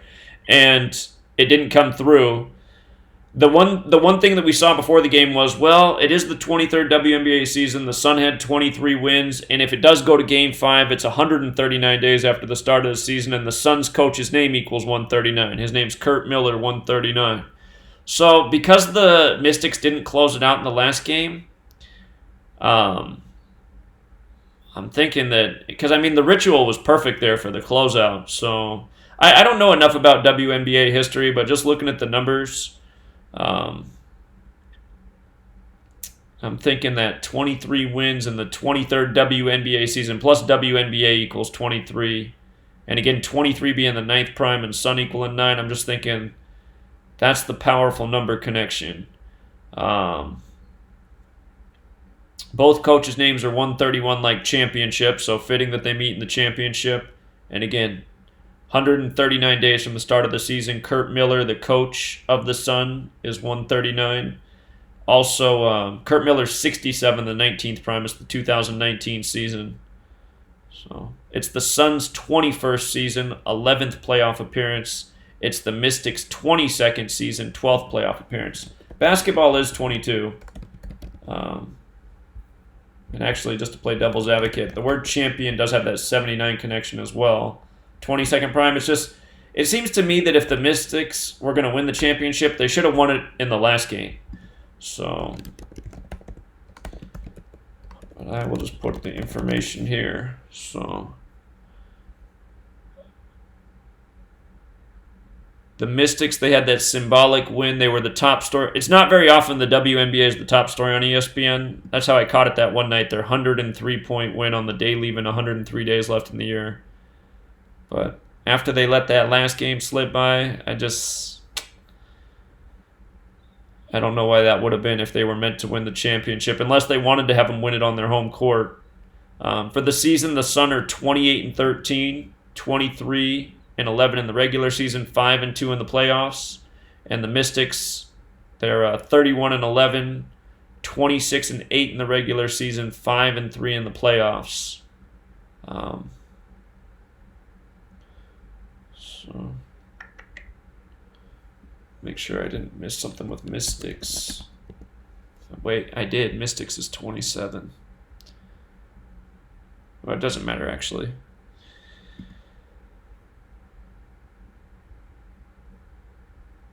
But yeah, I'm thinking the 23 is the magic number since it's the 23rd WNBA season. So,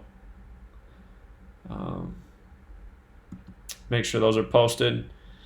And then the other thing going on today is hockey. And I only looked at the first game so far. I'm just looking for points riddles. I didn't see anything with the Red Wings and Canadiens. Last night we had the Canadiens pegged dead on, but let me get up the cheat sheet here real quick.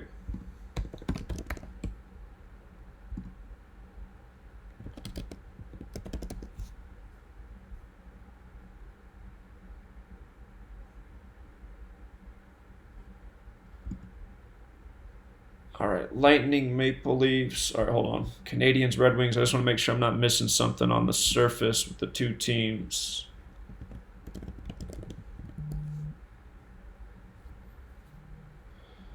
Caller? Yeah, Zach, how you doing? I just wanted to mention something real quick about the Giant game tonight. That might be a good prop situation. Golden Tate. New England Patriots equals 82, and there's 82 days left in the year. And he was born on 8-2. I'm thinking he has a good connection for, to do something like maybe score a touch, like 3-1 for him to score a touchdown. So I was thinking the 82 connection may be interesting for him tonight. What do you think about that? Golden Tate. Okay, I'll see how it lines up with his birthday. Yeah, he's born August 2nd, 82 days left in the year, and New England Patriots equals 82. Right, yeah. All right. Thanks, bye. All right, thanks. Actually, but here, before we do hockey, I know people want football more, so let's do the football, and then we'll come back to the hockey. We'll close out with the hockey. Okay, so Thursday night football. Giants at the Patriots. The Patriots are a 16.5-point favorite. Remember, you got the 59 date numerology, the 17th prime. I think this is the Patriots' 60th season, actually. Last year, I'm pretty sure, was their 59th season. So maybe that could also be the symbolism of starting 6-0. Gillette Stadium is 60. Yeah, it is the Patriots' 60th season. Okay, let me plug that into the notes here. Patriots can start 6-0 in 60th season. All right. Okay, so Patriots 60th season, Gillette Stadium 60, New York Jets is 60. That's who they face next. And here, let me get up the NFL cheat sheet.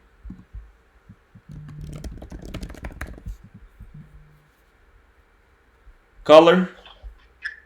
Hey, hello, Zach. What's up, man? Yeah, I think I found something interesting connecting like the Astros and the Yankees in the American League Championship Series. So the ALCS starts on 10-12, right? Right. Okay, all right. So James Harden scored 61 points in Madison Square Garden. Of the Houston Rockets, he scored 61 against the Knicks in New York on 1/23/2019. Okay. So he scored 61 263 days ago from 123 to the day the ALCS starts. So American League equals 61 and 263. Yeah, that's a good. That's 61 263 days ago. Well, I'll tell you what that makes me think of. That makes me think about when the Astros beat the Dodgers. 51 days later, James Harden scored 51 points back-to-back in both LA games against the Clippers and Lakers. And we documented how that was synced up with baseball with James Harden. So yeah, I think this connection that it was 263 days from when he scored 61, American League equals both. I think that right there just locks it in for me that the Astros are probably going to win, you know? yeah, that could be. That's not what I want to hear, but yeah. Man. Yeah, the numbers will connect. But all right, man. Got you. All right, yeah, you could be right on about that. Thanks, man. All right. Hold on. James Harden scores 61 in Madison Square Garden. Go back and see. So it tied Kobe Bryant's record, so another LA thing. 114-110 was the score. What day of the week was? I just want to make sure that was.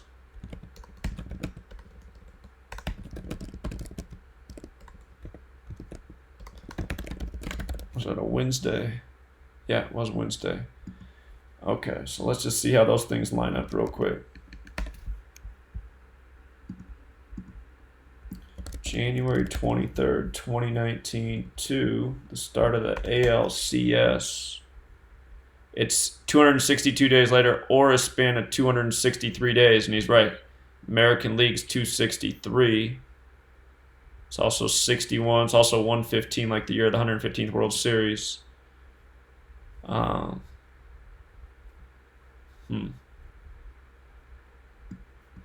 So it would be 272 days, or it's span of 273. Is 273 prime? Check. 263 is the 56th prime. 273 isn't prime. 91 goes into it. All right, I got to come back and that could be another sign right there for Houston, New York. So it is perfectly synced with the ALCS. And again, there was the other year where I documented James Harden's 51s, how it was synced with the World Series. It came after the World Series, though, the start of the next NBA season. This will be the second time they've done that with Harden in baseball that we've noticed. Harden's 112 like Houston too. 32 and 31 like Houston. All right. Well, that's another clue there for Yankees and Astros. Doesn't necessarily mean that the Astros win, but now that the Nationals advance, that Nationals Astros World Series possibility is a lot more real. Okay, so coming back to this game. Today, the 283rd day of the year, the 61st prime, 82 days remaining, New England Patriots 82. You got 59 date numerology, 17th prime. Pats need to win by 17 to cover. Let me see if they still got the color. Hey, Zach. Hey. There's another narrative for the 8 straight wins for Tom Brady. With the Peyton Manning being 200 days old, 8 straight equals 200. And there's also, that's the 6th month and 17th day of Peyton Manning's age. And Tom Brady is going for his 113th straight start, which is the 617th prime, or it's connected to 617 through the primes. So there's that also.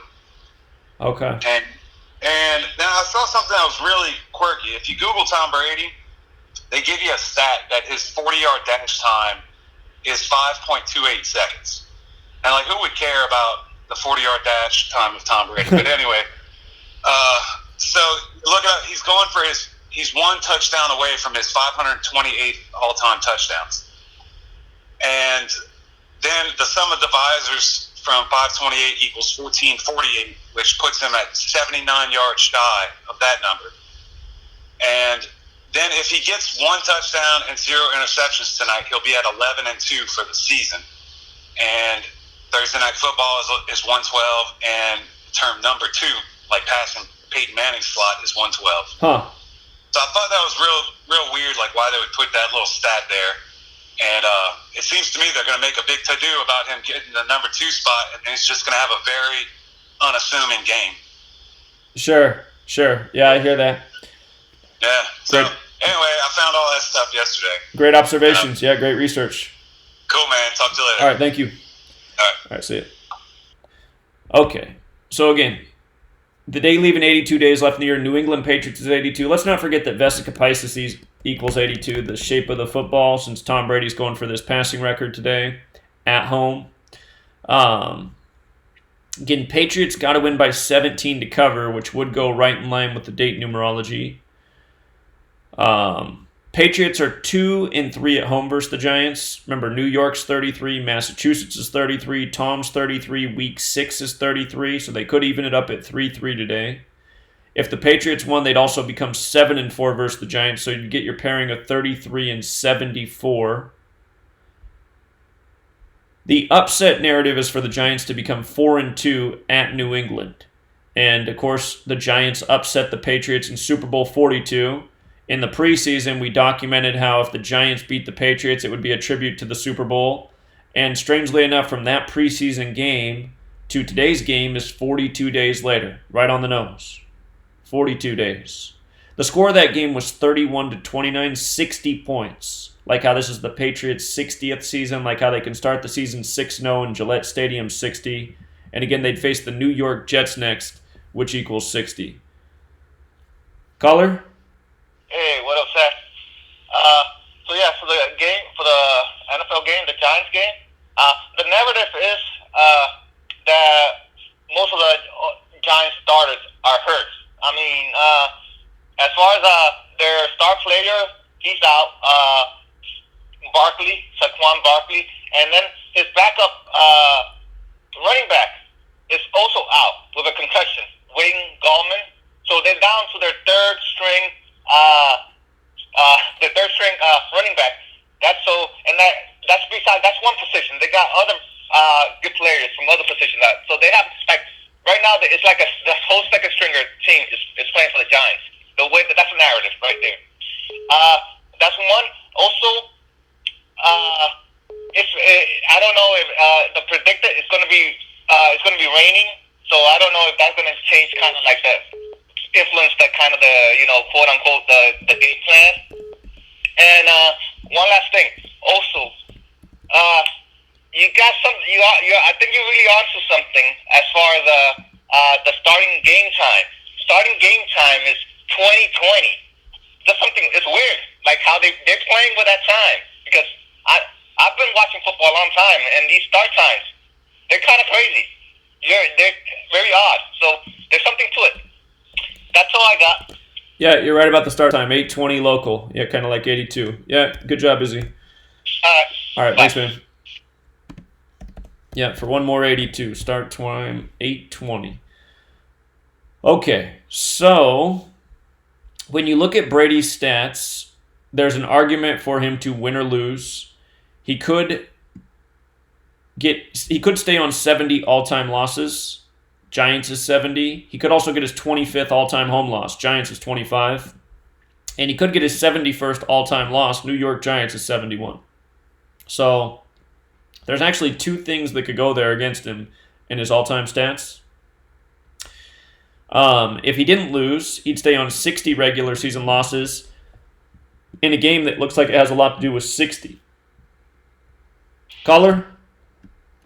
Hey, Zach, I texted you that link to the article. Did you get it in your text message? Which one's that? I just sent you the stat where the Patriots are 18-0 right now against first and second year quarterback. Okay, I'll look at it because here I got it right here that they're 12-0 at home. Maybe. Let's see. Overall, all right. It says Belichick's teams have rolled through rookies throughout his time in New England. Overall, he's gone 19-15 against rookie quarterbacks, including a perfect 12-0 at home. I've got, like I said, I've got that article. It came out, I think, a couple days ago, and the stat is it was actually leading up to the Buffalo game, because they said they have a 17-game winning streak. Okay, here I'll pull it up and look at it right now. I'll take a look at it. Okay, yeah, it's they're going for 19 in a row. Okay, I'm going to see how that compares. Yeah, and then also the caller said, I think Monday Night Football was 112. Well, if the Patriots lose today, of course, they'll get the Super Bowl 51 tribute with a loss. It's 5-1. Okay. Yeah, check out the link to the article. I sent you the text message because it's important that we get this clarified because 181 is New York Giants. Well, what's your point about 51? Patriots won Super Bowl 51. Yeah, sometimes they like to work in reverse as well. So if he loses, he'll get a Super Bowl. It's kind of weird, but But these teams didn't play in Super Bowl 51. They played in Super Bowl 42 and 46. Sure. No, it's true. It's very true.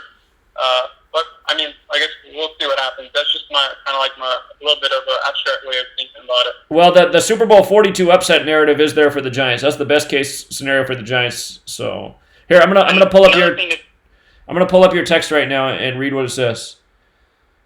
Okay, and then we'll have you on the line while we can go through it. Is another thing to think about is back in 2007, 2008, Giants were the only team to beat the Patriots, if my memory serves me correctly, and they went 18-1 that game. So if they lose today, there's another 181, 18-1 shifted as well. And it's 12 years later. 12 is Brady. It's 12 Brady, I believe. Or Tom Brady. Tom equals 12. He wears number 12. Yeah. Plus Patriots is 37, the 12th prime. And that's the thing. Tom Brady, the season began on his 37th day of his age. It's just like, God, could they go to 12 Super Bowls? So. Yeah. But I thought about that as well. It's very abstract, but it can go very well together today with that. Okay. I see the difference between your stat and the stat I'm looking at is this stat includes second-year quarterbacks as well, whereas this one's about rookies. So. Okay. But yeah, I see what your stat says. It says New England has won 17 straight games, and this is prior to beating Josh Allen, so it's now 18 straight games versus first or second year QBs. Yeah. Okay. And again, I keep mentioning that 18. It's happened quite a few times already. Winnipeg Jets just did it. The Bellator fighter, 18's break. Okay, they could get there. They could become 13-0 against rookies though on TNF 13. So sure, that could happen. Double decoding, but Giants are missing a lot of their star guys as well. And the line, you would think they're missing a lot of their star guys. The line would go skyrocketing, but it hasn't at all, actually. Sure. Well, I mean, the Giants have won 2 out of their last 3 games, even banged up, and they have a history against the Patriots, so that over-under is hanging right around 42, so... 42, yeah. It dropped. It opened 46.5 to 40. Now it's 42. Super no Bowls. Barkley, no Ingram, no Shepard. That's what I think is the injuries. Well, they're out anyway. All right. Yeah, good observations. Thanks, Chris. All right, see you, man. All right. So let me plug that in here, right here. Patriots are on a 18-game winning streak versus first or second. Second-year quarterbacks.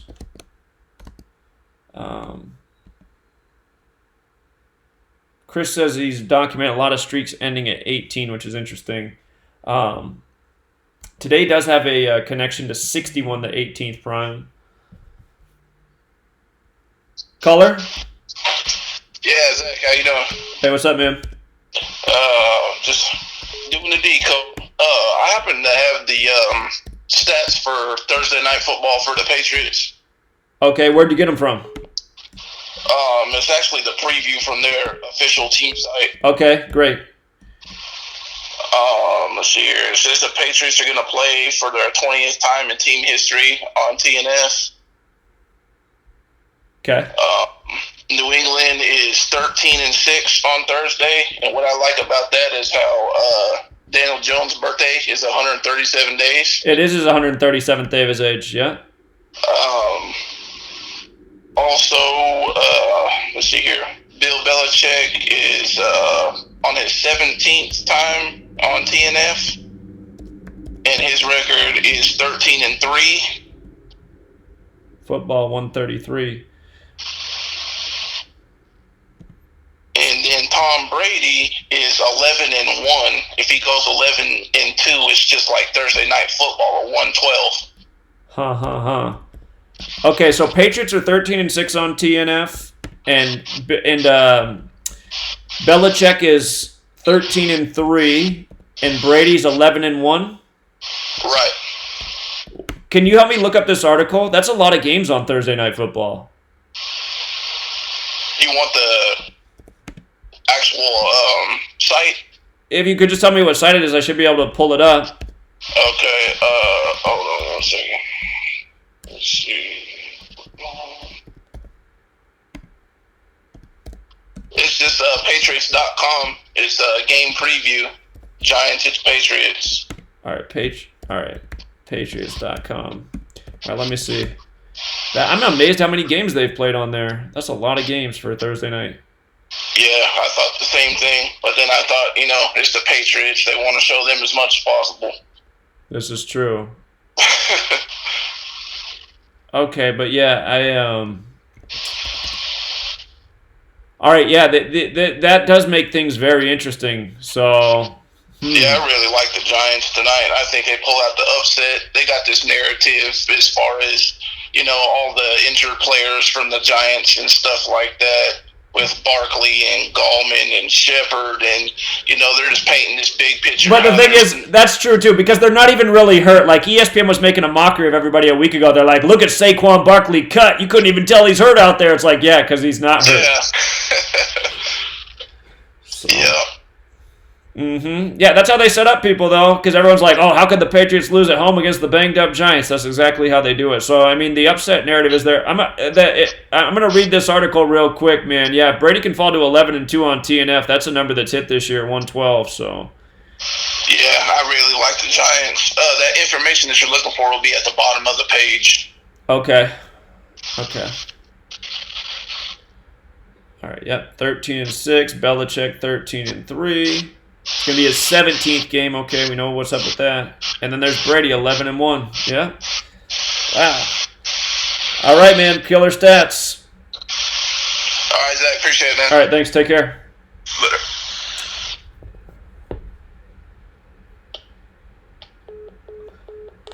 Okay. Well, those are some game-changing stats right there. I mean,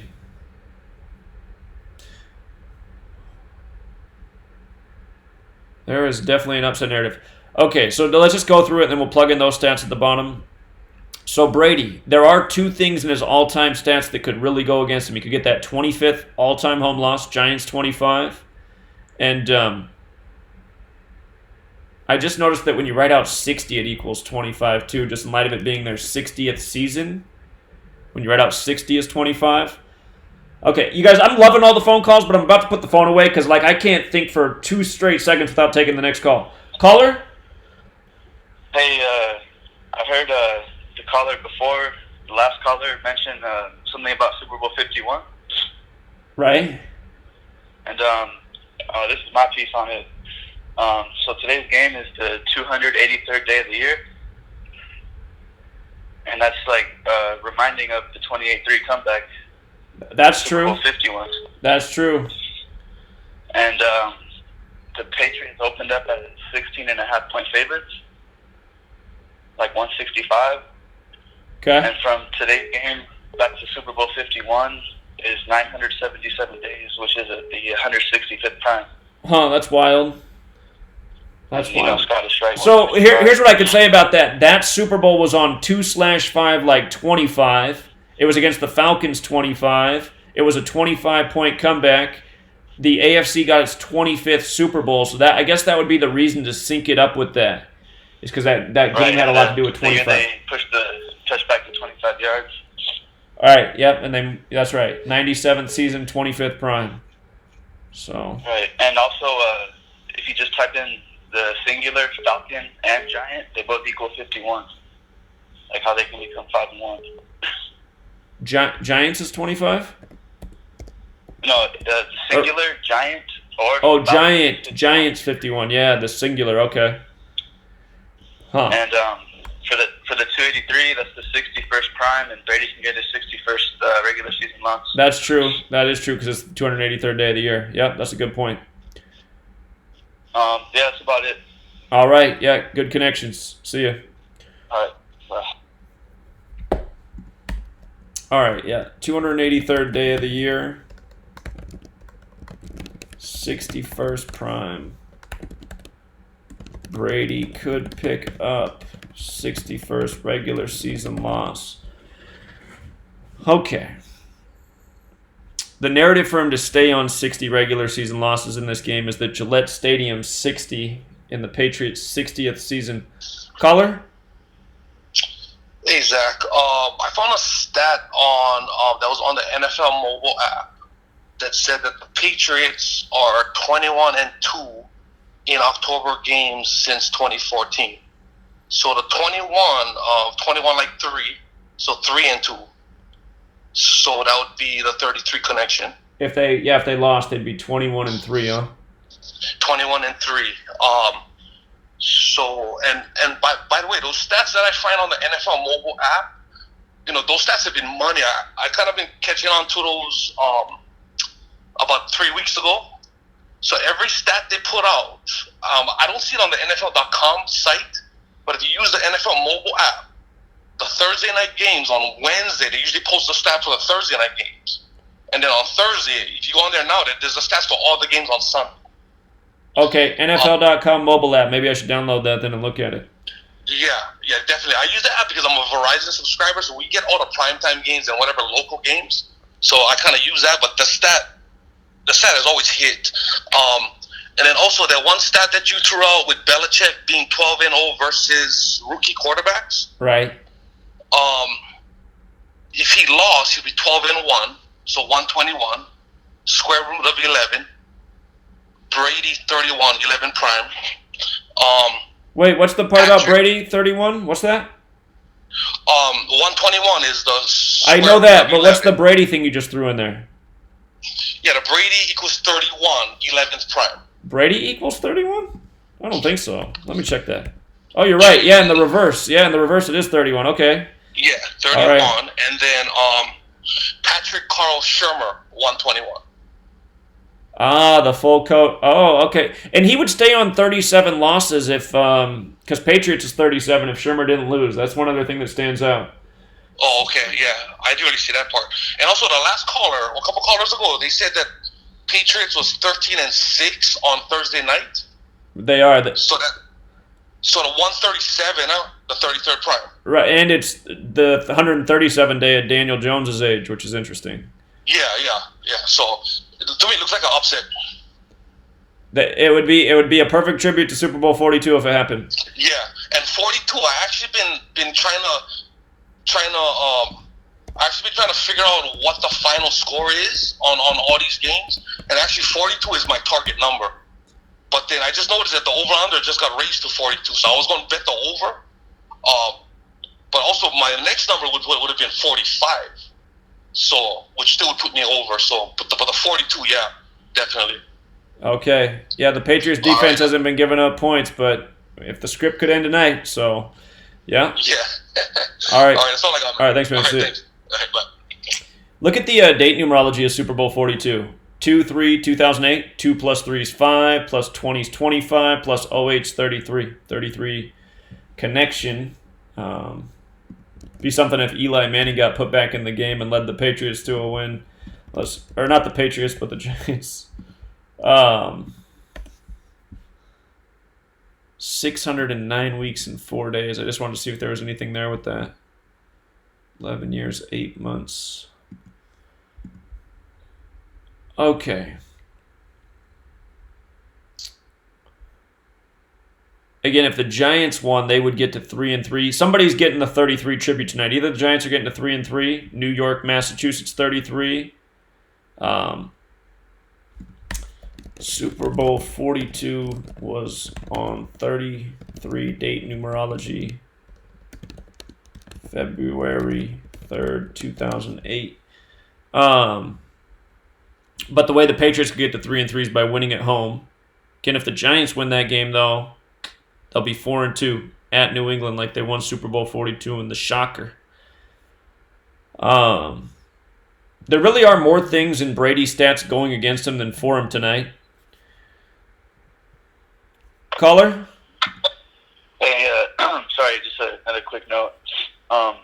Giants owner John Mara can pick up his 118th regular season win. Patriots 118. Yep, Patriots 118. And the game comes 313 days after his birthday, which is the 65th prime. And if the Patriots lost, it'd be 6-5 versus the Giants in the regular season. That's true. That is true. Yeah, that's a good one too, man. That last GM stat you hit us with was right on the money for prime time. Yeah, that's about it. All right, good one, man. Appreciate it. All right. Caller? Zach, another thing why I like the Giants a couple of weeks ago to win this game, and you pointed this out, it seems that this season for the Giants is all about two people, Daniel Jones and Shermer. And the records correlating very well with Shermer's win-loss record. And if you were to look ahead a little bit, that 37 has a good possibility in staying for at least 2 to 3 games. Right. Yeah, so I'm just noticing that's the way so far it's been synced up. That's why I really like the upset besides everything that's already been mentioned and so forth. Yeah, good point. All right, Zach, I'll let you go. All right, see you. Okay, I've been trying to make a point for about 30 minutes, but I can't because of all the calls.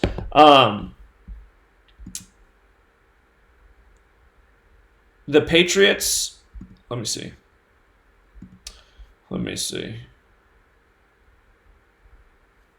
Actually, I forgot the point I was going to make now that I'm looking at it. It was something about the Browns game.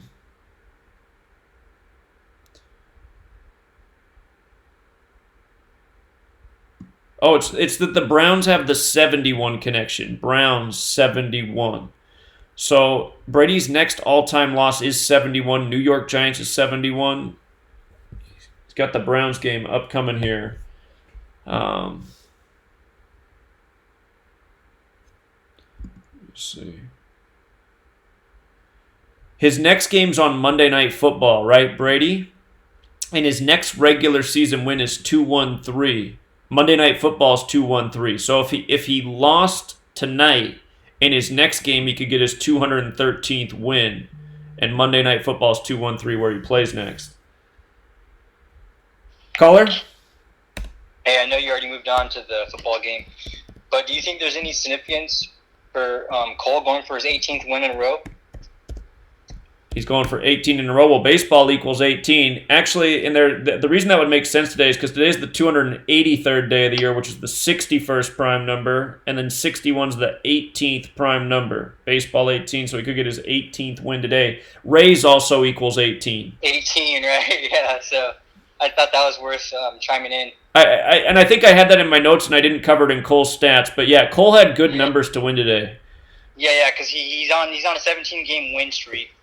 And that was the one. They did an interview after that game too, and then that's the narrative. That's the narrative for it to break. Berkman was saying, anytime we have Cole on the mound, we feel like we're going to get a W. We feel like we're going to win anytime. That's the narrative for his streak to break, the 17, because there's all those 17s that stack for the Rays, and today has 59 date numerology, the 17th prime. So there's two ways you can look at that.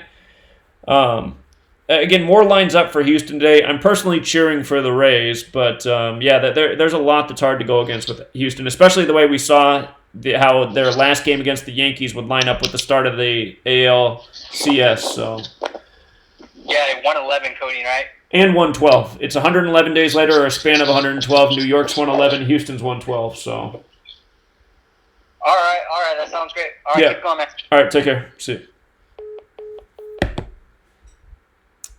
Okay, so Brady's next game is on MNF, and Monday Night Football equals 213. So, if he doesn't win tonight, he can get his 213th regular season win over the Jets. That'd be perfect for 213. So, really, when you look at Brady's numbers, there is more going against him tonight. The 25th home loss would make sense. The 71st all-time loss would make sense. The date does connect to 61. You could make an argument for him staying on the 60 or picking up the 61. Caller? Zach, New England has won 18 straight games against a first- or second-year quarterback, the longest streak in NFL history. Right, yeah. So it could end today. Did you say that? I didn't hear you. Well, we covered it a little bit ago, but we'll get it's down in the notes. I'm sorry. No, it's all good, man. I didn't hear that. It's all good. All right, thanks, man. Okay, bye. All right, see you. Okay, so Brady's 3-1 versus the Giants in the regular season. We do have 32 date numerology. NFL's 32, right? Special number there, 32. And he's 1-1 at home. If he lost, he'd be 1-2 at home. You know, he's number 12. Patriots 37, the 12th prime. Brady's 3-3 versus the Giants all time. So Bill Belichick. I didn't really see anything that screamed out with Belichick. Okay. Caller? Yes. Did you say something about like a 117 and like a 118 earlier? I have to verify it. Caller said the general manager of the Giants could get his 118th win today, and Patriots equals 118. So does Tom Brady. And you know Tom Brady's at 117 wins right now, home win. Right. In the regular season. Right. So yes, he could is. get his 118th win. You know, Patriots is Right. So the question is, who does it make most sense to get it over? It doesn't make sense to get over as kryptonite the Giants. The next home game after that's the Browns. Then they could lose to the Browns because years ago when the Patriots went, I think it was like 6 years ago, the Patriots went 14-2, and one of the losses was against the 2-14 Browns. Sure, that might be the game where he got injured, huh? No, he didn't get injured. They got blowed out. It was like 40-20. Gronkowski got hurt. When Brady got hurt, it was against the Browns the year Castle came in. Oh, you talking about the first game of the season? That might have been the first game of the season. It was some years ago now. No, it wasn't the first game. Peyton Hillis was the running back. Okay. I'm just saying that I know that Brady got hurt against the Browns in history. So that was the year they changed the rule after that. You couldn't tackle the QB beneath the knees anymore. Yeah. So, I was just looking at that 117, and I remember games ago with the 117 with the Eli, he just didn't fall through. It could fall through today. Yeah. Stay on 117 wins, maybe. Very possible. Yeah, very possible. All right, man. Appreciate it. All right. All right, thanks. Yeah, I'd say the most likely loss for Brady's either tonight or against the Browns because both of these teams have the 71 connection, and his next all-time loss is 71. And again, if he loses tonight, it would set it up where he can get his 213th regular season win on Monday Night Football, where Monday Night Football equals 2-1-3. Remember last Monday Night Football game, the score at halftime was 21-3.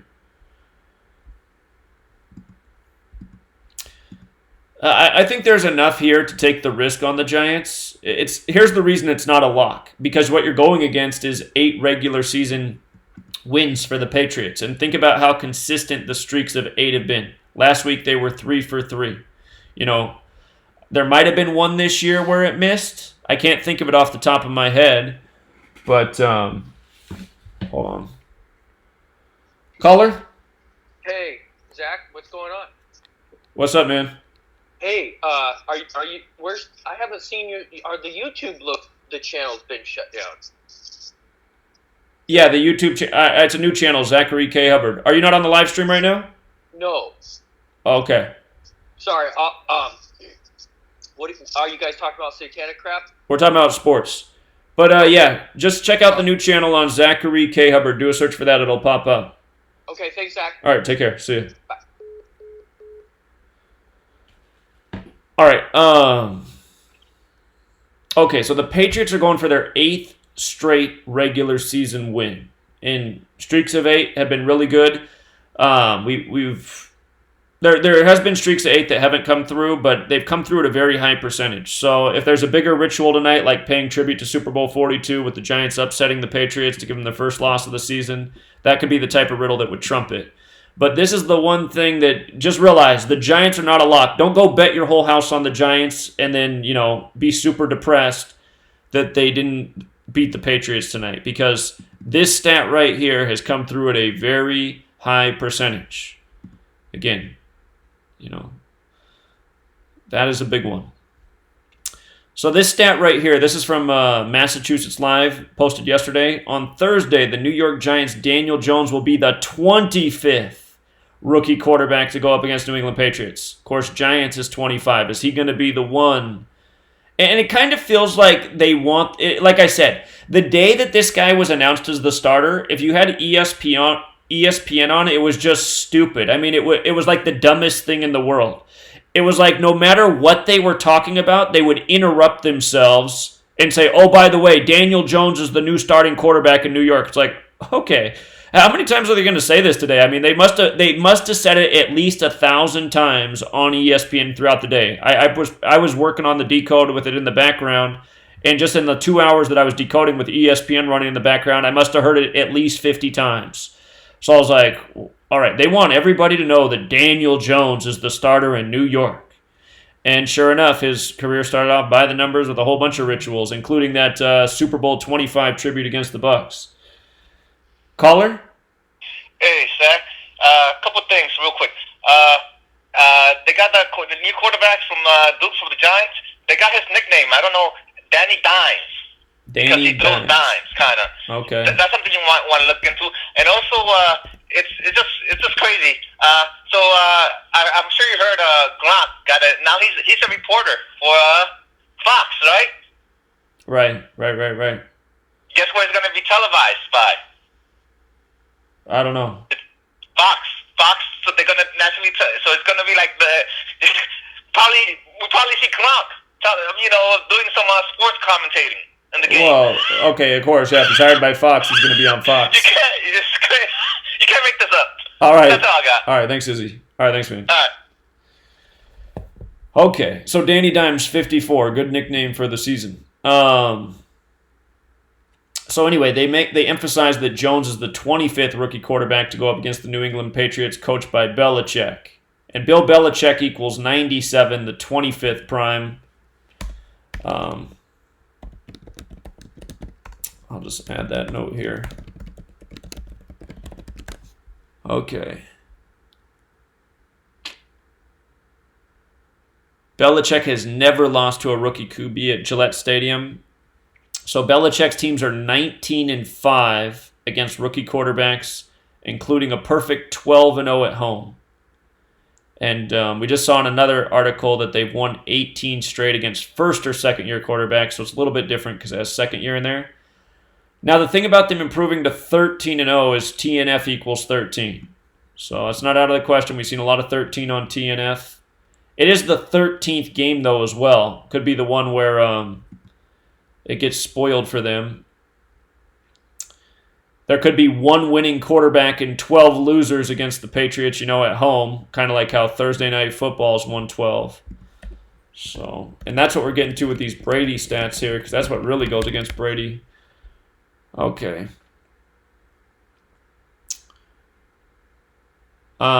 So Patriots, again, if they won tonight, they would be 6-0. Gillette Stadium equals 60. They face the New York Jets next. New York Jets is 60.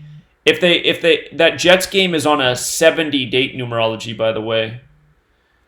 Caller? Hey, Zach, what's going on? I know you're talking for Giants for like the last half hour. It's quite interesting that Daniel Jones went to Duke. He's a Duke Blue Devil. Okay. Which is very, connected with New York and all that. And then also he was number 17 on Duke. I see it a lot. I mean, you talk about all we're listening for the last hour. There's a lot of things for the Giants to pull an upset, right? There is a lot of things here. I'd say the best thing for the Patriots is becoming 6-0 in their 60th season and winning 8 straight regular season games. That 8's hard to go against, but there's a lot that lines up here for the Giants. Maybe 80% on cover the spread and 20% on winning the game. That's the way I would play. Try to get the upset win, but take the points, right? That would be a smart strategy. Because the money line's ridiculous. Sure. So why go? I would go 80-20 just as a thought. And just to go back to not to break up the Super Bowl riddle, I'm liking Chargers Cowboys a lot. Okay. A lot going on with that game. As we talk about it further, but you think the Cowboys have a chance of losing this week? I got to look at it again. I can't remember who they play right now. They're playing the Jets. Go 3-3. Oh yeah, we did see that there was an upset riddle there for the old Jets. It's possible. That would be them 3-3, and then the Chargers go 3-3. Well, there's gonna be a lot of 3-3 teams, right? There's a possibility there could be 11. 11. Okay. And you did mention, not to throw it off, but you did mention if the Cowboys lost in the Super Bowl, they'd be 5-4. Right. But the Chargers win the Super Bowl, they'll be 1-1. Okay. And there's been a lot of connection with you have to look up this guy, Costa Karageorge. He was a Ohio State player who mysteriously died. He was friends with Ezekiel Elliott. Huh. And his stuff is all coded over the Super Bowl. So I'll check that out. I kind of like the Giants maybe in a little bit upset there. It's very possible. It's very possible. All right, man. We roll. All right, thanks. Okay, so let's just say the Patriots win tonight. They would improve to 6-0. It's their 60th season. Gillette Stadium 60. They face the New York Jets next. New York Jets is 60. That game's on a 70-date numerology. They could improve to 7-0. If that happened, I think they'd probably might be in trouble in their next game because Browns is 71. We saw that big riddle with the Browns last year. They were the first team to participate in a Week 1 tie since 1971. Browns is 71. So is AFC. AFC 71, just like Browns. So I think that's a very likely starting record for the Patriots. If they lose tonight, I'd assume they'd win their next 2 games. Because remember, if Brady loses tonight, his next game's on Monday Night Football. He can get that 213th regular season win, Monday Night Football 2-1-3. Does that mean Brady could stay on 212 wins tonight? That's the New York area code, isn't it? 212? Now that I say that out loud, I'm like, wait a minute, that's another thing that could go in the Giants' favor. 212. Where's the note at? We got so many notes here. So he could stay on 212 regular season wins against New York, 212 area code. Tonight we're going to find out if it's the Giants that are Brady's kryptonite or if it's Eli Manning. And again, there's a possibility Eli Manning could come in the game and play well. That would be funny. That would be funny.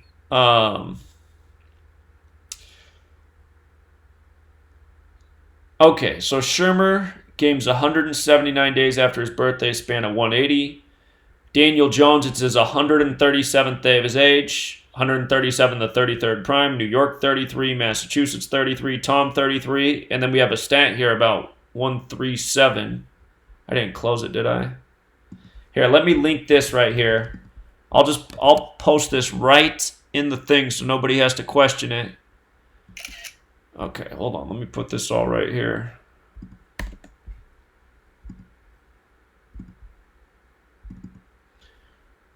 This is from the Patriots website, so you gotta assume this is correct. Let me make it bigger than that. So, Patriots will play on Thursday Night Football for the 20th time. They're 13-6. Now TNF equals 13 and 14. Last week the halftime score was 13-14 on TNF. So I need to go back and count what home teams have done on Thursday Night Football this year too. Okay, so they could stay on 13 or pick up 14. 137, 33rd prime. Whoa. Massachusetts, 33. New York, 33. It is 137th day of Daniel Jones' age. Okay. Belichick, again, it's his 17th Thursday game. They're a 17-point favorite. He's 13-3. Now, Vesica Pisces is 134. Belichick is 13-3 on TNF. In football's 133, right? But Vesica Pisces, which is the shape of the football, is 134. It's also 82. Today leaves 82 days in the year. And, of course, New England Patriots is also 82. But it would be a fitting day for a Vesica Pisces tribute. So if he falls to 13-4, that makes sense. Well, I don't understand the way they wrote this. Okay, Patriots head coach Bill Belichick will coach his 17th Thursday game, 59-date numerology, 17th prime, including his 16th with the Patriots. Okay, so okay, I get it. He's coached with other teams. Belichick is 13-3 all-time when coaching on Thursdays, including 21-3 as head coach of the Patriots. See, I don't get that sentence right there. He's 13-3 all-time when coaching on Thursday, including 21-3 as head coach of the Patriots. I mean, that doesn't make sense to me. So, caller? Oh, I forgot to tell you. I didn't mean to interrupt you again here. But he died on 11/30. The friend of Ezekiel Elliott? Yeah, he died on November 30th. Dallas 113? Just like Paul Walker and just like George Herbert Walker Bush. Was that 2018?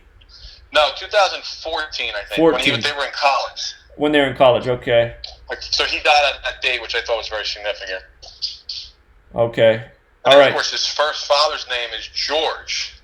George Cara George? Is that like Cara George? Yeah, yeah, hard to say. So, yeah, that's an interesting date he died. He died on George Herbert Walker's wishes, and also the Paul Walker guy died on that day. Sure. All right, yeah. Interesting. Appreciate it. Later. Thanks, man. Okay, I don't know. If anybody understands what they're writing here, I mean, that doesn't make sense to me. It's his 17th Thursday game, but with the Patriots, it's the 16th. 13-3 with them, but then it says including 21-3 is, I mean, I don't get it. Is that a typo? But here's the big one. Tom Brady is 11-1. So if he loses, he's 11-2. Thursday Night Football is 112. We've documented that one how many times now? Brady is 11-1 on Thursday Night Football. Of course, New York's 111, right? So if perfect he faces them. Thursday Night Football is 112. So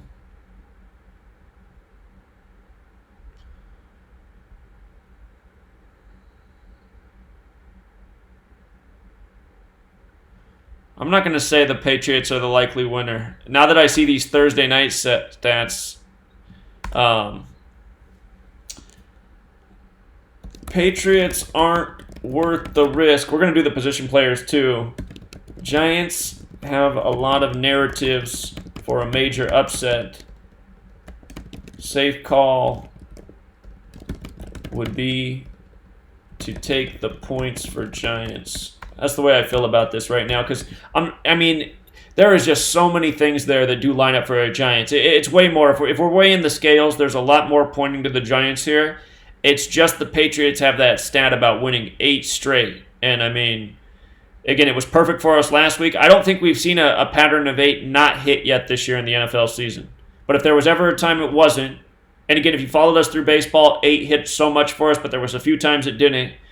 If there was a time it wasn't going to hit, it would make sense in this game because it's a tribute to something bigger, and I would say that is Super Bowl 42. Just like in the preseason, we pointed out the Super Bowl 42 riddle, and now this game's 42 days later. Giants won that preseason game. So, maybe make this bigger so it's easier to read. Okay, let's do the position players and see if that helps us shed light on anything. Because these backups that are in, maybe they have a dynamite. Maybe they have a dynamite connection, and we find out the real reason they're in tonight. So we'll start with the Giants. Do all the position players here, and just so you know, when we're done with Thursday Night Football, I'm going to take a break to eat because I haven't eaten anything today, and then I'll just do the hockey notes on my own, and I'll get them posted before game time. So. Probably a better way to do it anyway, so you guys aren't watching me decode. It's pretty boring. Okie dokie. Did I link this? Make sure we got a link to that article. Yeah, we do. All right, let's get the depth chart here.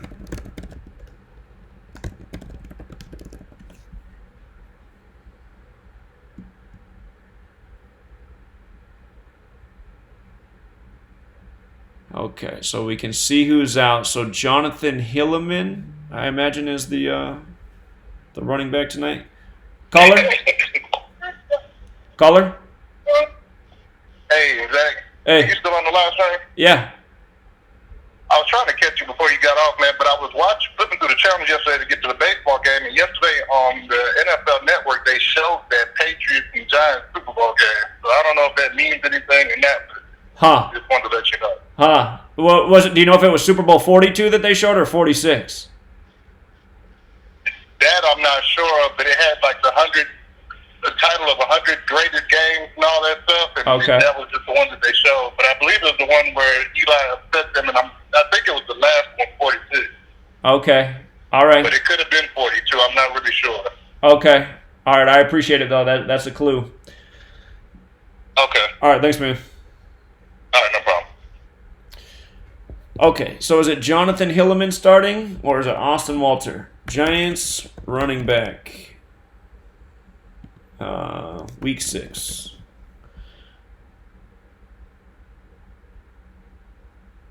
All right, they got a picture of the Giants running back.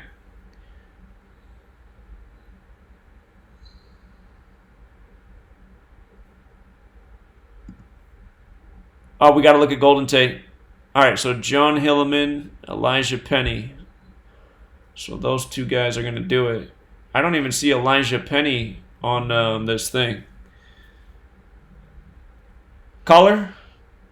I just want to say it was Super Bowl 42. They were showing it highlights of Super Bowl 42 yesterday? Yep. Okay. All right, thank you.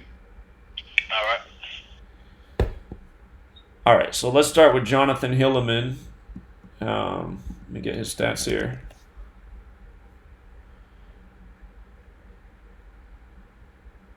Let me see. His college stats are coming up. Let me get his NFL stats. Does he not have any yet? He's number 28. They got him listed at 226.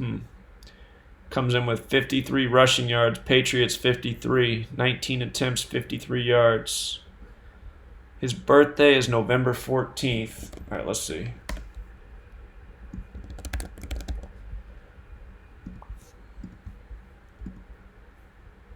It's 330 days after his birthday. There's another 33.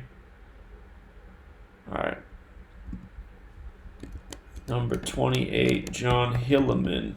Is that how you spell it? Hilliman? Hilleman, yeah.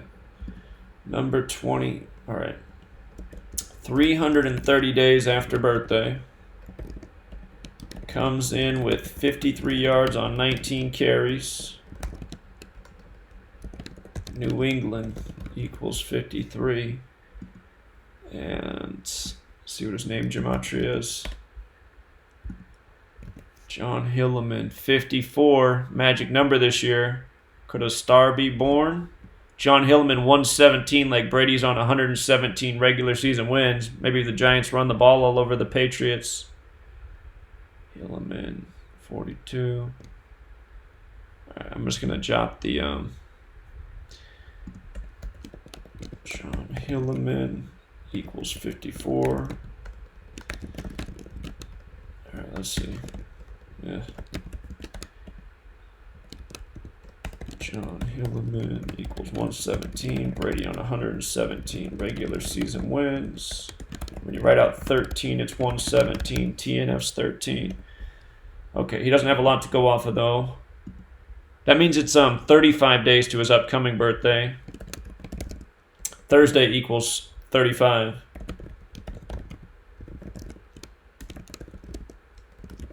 Okay, so that's Hilleman.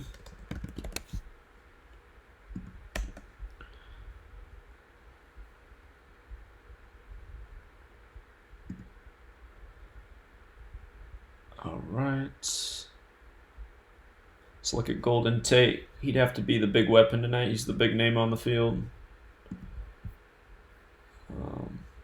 Was there not a search for Golden? All right, hold on.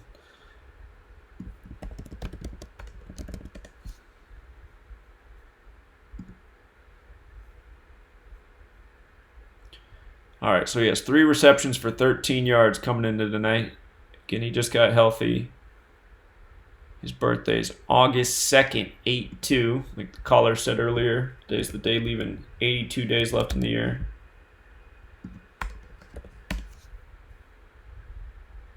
"69 days or his 70th day of his age." Giants is 70. Okay, so that matters. What number is he wearing now? Number 15. Today is his 70th day of his age. Giants equals 70. Let's see. His career stats. Doesn't it show the total? Oh, total. Here we go. 38 touchdowns. TNF's 40. If you picked up 2. 38 touchdowns. Tate has 38 career TDs. TNF equals 40. It's also 41. I mean, but if the Giants come to play ball, you got to imagine somebody's going to be the weapon today. Golden Tate's the biggest name on the field. And again, it's his 70th day of his age. Let me see. I'm going to measure from the Notre Dame Fire real quick, just since he went to school there. Which is span of 179 days. Okay, it doesn't matter, I don't think. Well, actually, that's kind of interesting, actually. It's a span of 179 days, which is the 41st prime, and Notre Dame is 41. And the reason I'm looking at that is because if you were here for the preseason when we decoded, we talked about how the Packers' first 2 touchdowns of their first preseason game were both by Notre Dame players, and the first touchdown was a tribute to the numbers 100 and 54 by a defensive player who had the connection to both those numbers. And I forget how many days it was from the Notre Dame Fire, but it all perfectly synced up, and I was like, what's that about? So, anyway, he went to Notre Dame. I'll write it here. It's a span of 179 days from Notre Dame Fire. 179 41st prime. Notre Dame 41. Tate went to ND. So I'll never forget when he dropped the ball 2 times in a row wide open in the end zone, and they ran the exact same play for the 3rd time, and he caught it, and he did this huge celebration. I was like, dude, you should feel like such a fucking loser right now. You dropped 2 wide open passes, they run the same play for the 3rd time in a row, and you catch it, and now you're celebrating? Dude, I'd get off the field hanging my head. Caller? Yeah, just one quick ad, Zach. Golden Tate can score his 39th career touchdown as a Giant. Because New York's 39, of course, right? Yeah. Yeah, it'd be a good day to do it. 70th day of his age. Yeah, so I like that too. Also, Zach, I just wanted to ask you, not to heighten your sensitivity or whatever, your awareness, but yesterday being so that we spent a small portion of the time talking about that David Freese guy, and then I don't know if you caught it, but he was like the last batter in the bottom of the 9th with 2 outs and a man on first. And they were just talking about it, and they kind of, he struck out. So I don't know. It would be a short turnaround, but do you think that would be something that's possible for people to listen to the show? That they set up the scenario and then flip it? Yeah, because, what's the chance? Because he got pinch hit. And that's the same exact thing that people were talking about yesterday. Bottom of the 9th, there was a runner on first. He had the chance to be the hero, and then he struck out. And I just thought that was totally weird. Yeah, that is interesting, man. Well, the narratives were there for multiple teams, so it seems like this way. I've never seen the playoffs be this tight, where it's just like, because for both series, it was like, well, this team, if they pick up the loss, it makes sense. If this team picks up the loss, it makes sense. So normally there's a lot clearer to read, but it's possible. Because usually something like that happening would be like specifically for him to be the hero. The fact that he got subbed in just to strike out, and they were hyping him up prior to that. Oh, if he comes up, what he's done in his history, blah, blah, blah, blah, blah, and then he just strikes out. It's like a spit right in our face. Sure. Well, sometimes they do humiliate people like that way. Like they got to go out. They got all these millions over all these years playing a scripted ball. This is how it's going to end, with a little humiliation ritual. Because, the guy who did hit the grand slam had a perfect script, too, so. Yeah. No, he did. I couldn't argue with that. Yeah. But obviously, once I saw Freeze didn't come through, I had to, put a little live bet in on the Nats? On the other way. Yeah. Yeah, I had to, because that was just crazy. Yeah. And I don't want to sound paranoid, but I just wanted to see what you thought about that, being that we were talking about it not 5 hours prior to the game. Well, there's been some weird shit that's definitely happened this year. I remember when Pix called in and started, he's like, I told you that team was going to win. I was like, what do you mean? I like that team to win too. And then they were up 5 runs in the 9th inning, and they ended up losing the game. And I was like, Yeah, that was ugly. Yeah. That was ugly. Yeah, so anyway, there's been some weird things. All right, man. All right, Zach. All right, appreciate it. Thank you. Okay. All right, so Golden Tate has a really cool alignment tonight, and I'm noticing that Golden Tate also equals 40 like TNF. His name's also 167, the 39th prime, and his next touchdown is 39 with New York. So let's make sure that's clear too. Whoop. Next TD is number 39. New York's 39, so is G-Man. It's the nickname for the Giants. But today looks like the right day to do it. And if the Giants are going to put it on the Patriots, I wouldn't be surprised if Golden Tate picked up a couple touchdowns. The numbers are there to support it. Hold on. Who else do we got to look at here? Golden Tate. Nate Solder. No, that's the left tackle. Let's see. So their primary... Man, they got a lot of dudes who were hurt. Yeah, I imagine the money's crazy on the Patriots tonight. Rhett Ellison. Is this guy going to be the primary tight end?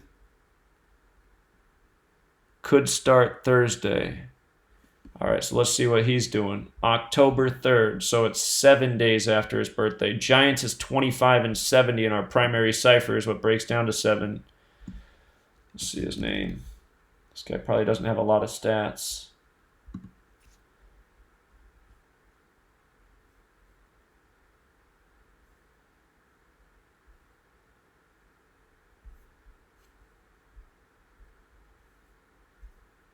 I don't like this site. Let's try this one. All right, so this is all right. Let's see.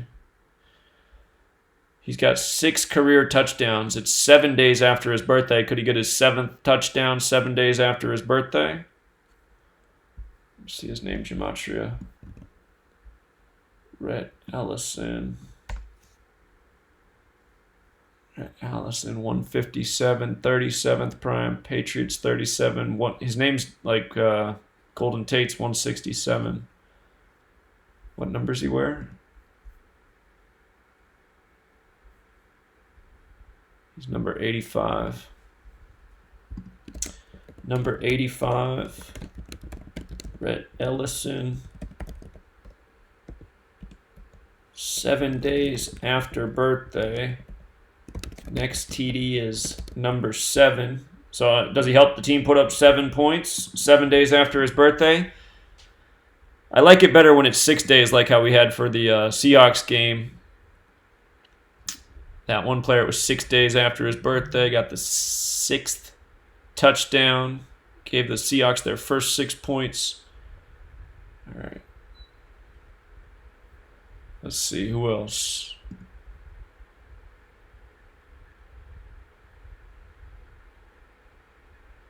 Let me see what it says about Garrett Dickerson.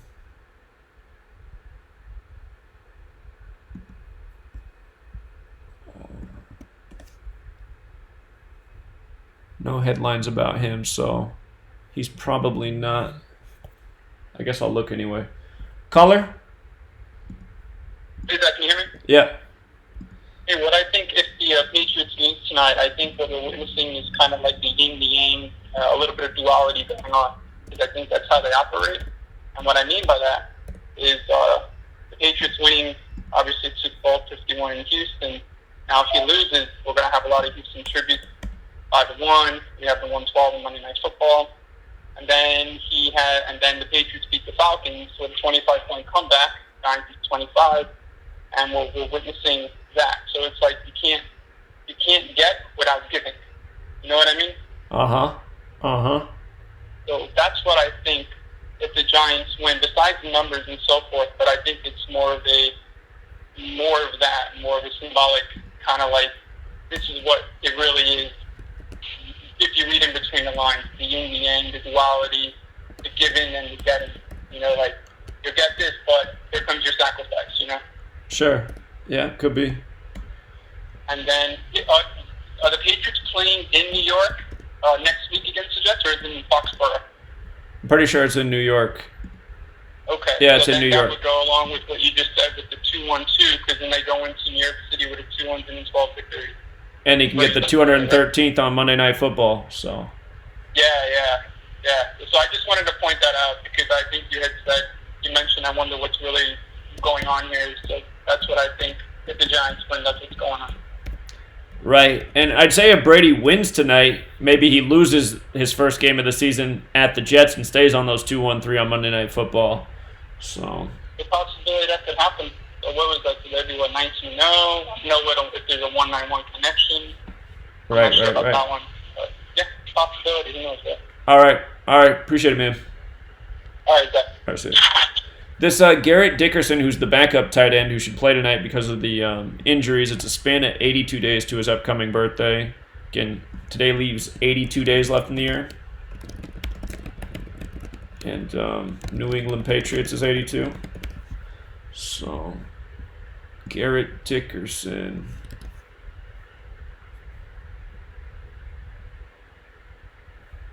He doesn't have stats, this guy. So he's a real long shot. Garrett Dickerson. Okay, who else should we look at here on this depth chart? Hold on. When I put in that running back's name, they said that Elijah Penny.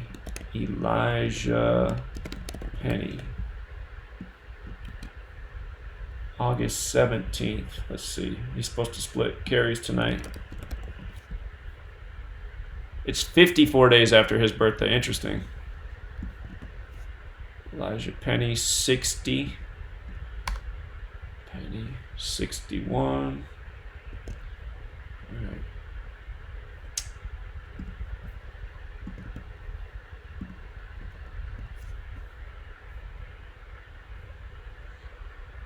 He has 2 touchdowns. He got those in 2017 with Arizona.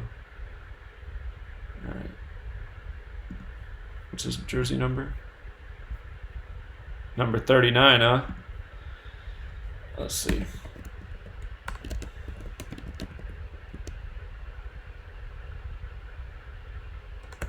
I've never seen Elijah spelled that way before.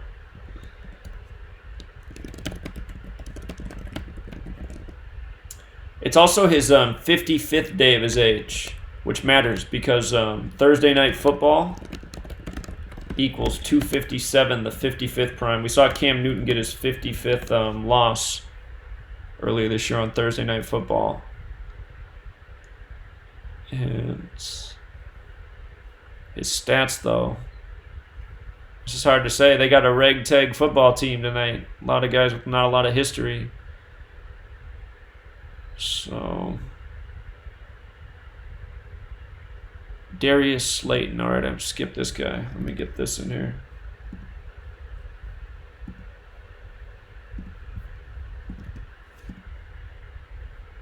Number 86, Slayton.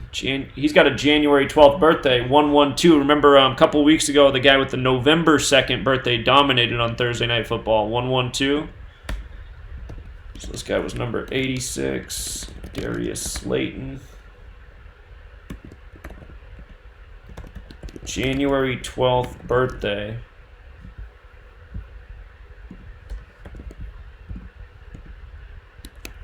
One, 1-2.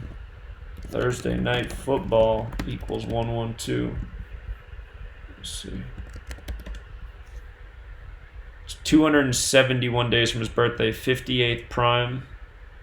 That means it would be 84 days to his upcoming.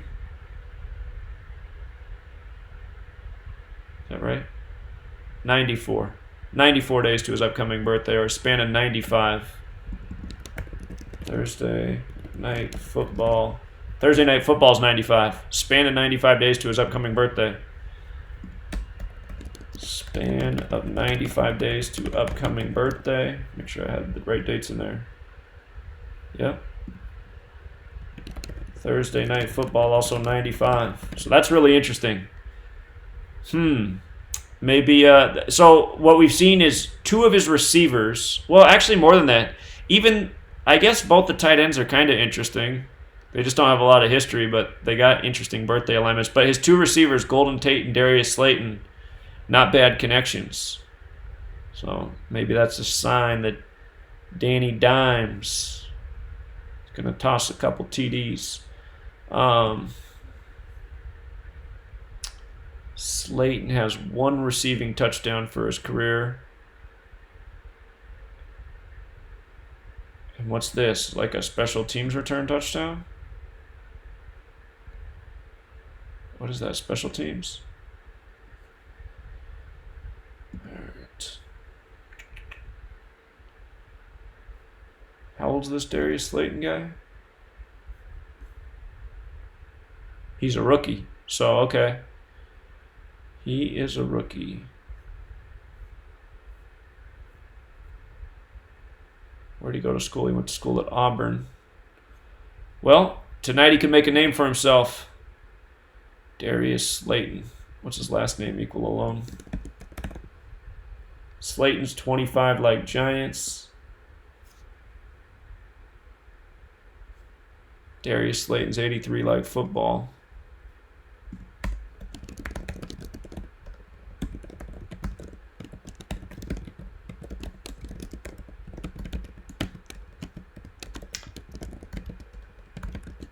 Okie dokie.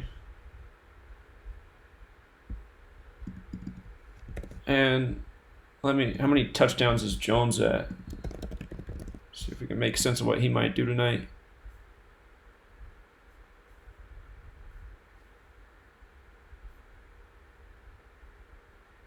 4 touchdowns. 4.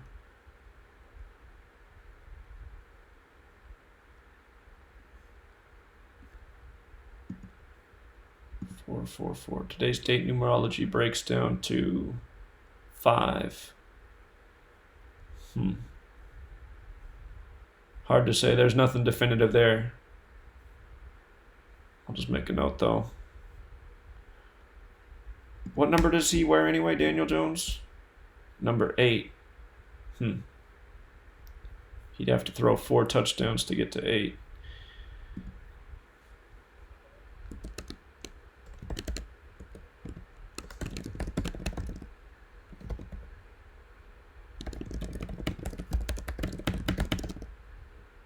Again, it's his 137th day of his age. 33rd prime.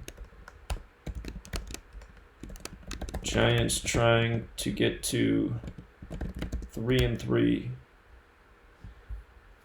And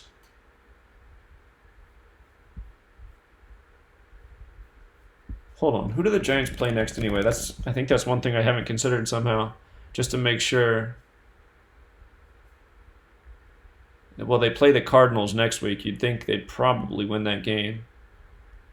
It's just if they lost today and the next one, they'd be 2-5. Giants 25. Okay. All right, so the position players for the Giants, Golden Tate's got a very interesting alignment, and so does Darius Slayton. He has a perfect alignment for Thursday Night Football. So, and because he's a rookie, it's hard to say what he's going to do. But the running back, John Hilleman, again, it was 330 days after his birthday, kind of like 33. Again, not a lot of stats because he's the third stringer, so you got a bunch of question marks, but the alignments are quite interesting. So, all right, let's do the Patriots here. Let's do the Patriots. Update these notes real quick in case anybody's trying to look at them on their own computer. Just scan them with their eyes so everything's current in there. All right, Patriots.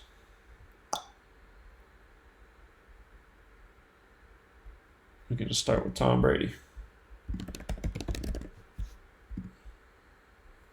Tom Brady. So for his career, 527 touchdowns. I want to see how many yards Tom Brady, Peyton Manning. Let's just pull it up. I want to see how many yards he comes into the game behind Manning.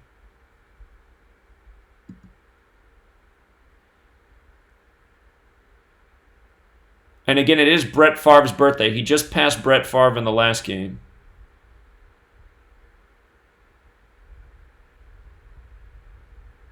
All right, 71,923.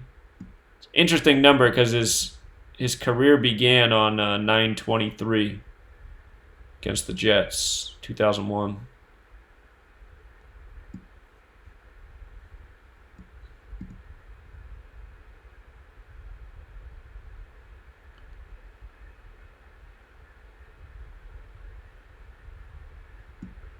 He comes in, that's funny, he comes in 17 yards behind Manning. Remember, today has 59 date numerology, the 17th prime. We saw it was 200 days after Manning's birthday. Does that equal anything? 200's 51. Like if the Patriots lost, they'd fall to 5-1. That's interesting. All right.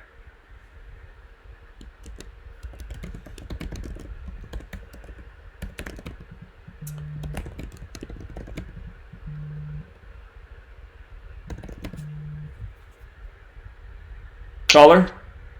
Hey, Zach, dude Izzo, he's a tight end for the Patriots.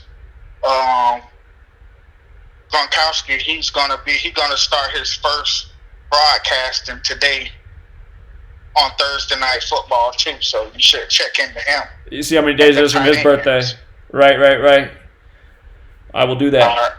Thanks, All man. right. All right, appreciate it. Yeah, there could be a nice riddle there with Gronkowski. Okay, Tom Brady, 17 yards behind Manning. Remember, 59 date numerology, 17th prime. Today is 200 days after Manning's birthday. And how old is Peyton Manning right now? Is he 43? He's 43 football number. 200 equals 51. Brady could fall to 5-1. So something we saw earlier this year, right? Remember the Raiders started off great against the Chiefs. They dominated the first quarter. And then as soon as Derek Carr passed Ken Stabler's passing record with the Raiders, he didn't do anything for the rest of the game, and the Raiders got destroyed. So it also could be that type of ritual that Brady becomes, number 2 all-time passing, but then his team lays an egg against the Giants. Caller? Zach, did we look at Kraft and Mara's overall records? Well, I'm going to plug in the general managers here just because the one guy pointed out that the Giants general manager could get his 118th win and Patriots is 118. And then he could stay on 112 losses. Oh, the GM for the Giants? Mara, yeah. Well, sorry, that's the owner. Sorry, the owner. Mara. Okay, Thursday Night Football, 112. And then, how many days is this from Jones' birthday? Is it 136? It's 136 days after his 137th day of his age.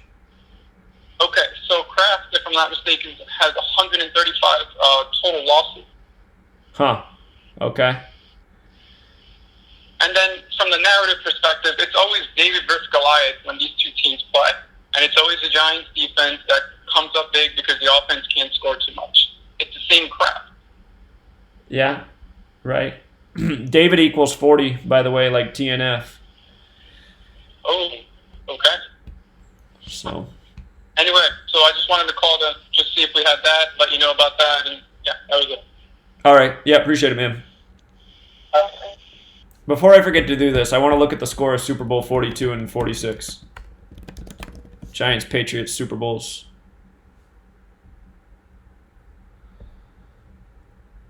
The Giants almost 17 in Super Bowl 42. There's 17s all over the place today. 20. Yeah. Caller? Hey, what's up, Zach? Hey, I saw that you called me back, but hey, I just wanted to say that all like on Fox News this morning and on ESPN, they had Giants are perfectly set up to beat the upset tonight against the Patriots. And I was like, why was Fox News and ESPN post that on Instagram? So if you go on Fox News Instagram right now, it literally has Tom Brady and the other dude, the new quarterback, and then it says under it says looks like it's perfect for them to upset tonight. Fox Sports? Fox Sports or Fox News? Here, I'll tell you exactly which one it is right now. Give me 30 seconds here. Yeah, Fox Sports. At Fox Sports. Okay. All right. Appreciate it. Yeah. Yeah, man. No problem. All right. Thanks. All right, bye. I don't like when the media tries to sell narratives the way we're thinking. But, all right. May 14, 2019. He's got Israel's birthday. It's 149 days after his birthday, the 35th prime. Tom Brady's 35. Thursday's 35. All right. I'll remember to put a note in there about that. 149 days after Gronkowski's birthday.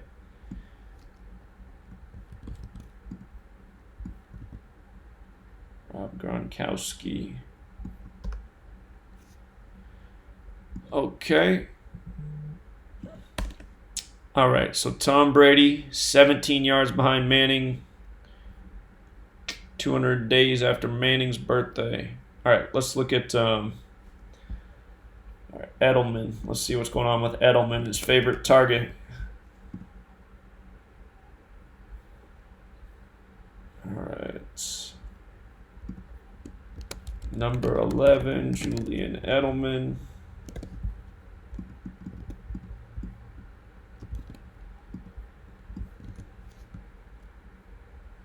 Julian Edelman's 121, square root of 11, right? He wears number 11. Edelman's 54 as well. Okay.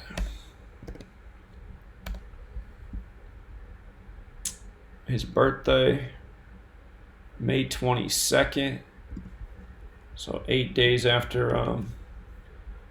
Gronkowski. 141 days after his birthday. Didn't I just see a 142 somewhere? I don't know where I just saw that. All right.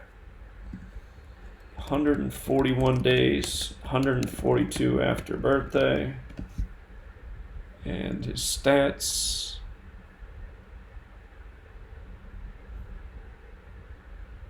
Comes in with 32 touchdowns. 32 career TDs. Week 6 is 33. If you picked up that 33rd, New York's 33, Massachusetts 33. All right, but nothing crazy about that birthday alignment. Thursday, football. Okay. What about Sony? Is that how do you spell his name? Sony Michel. There we go. Number 26. We know that. It's his birthday. February 17th. That's right. Same birthday as Jordan. All right. 200.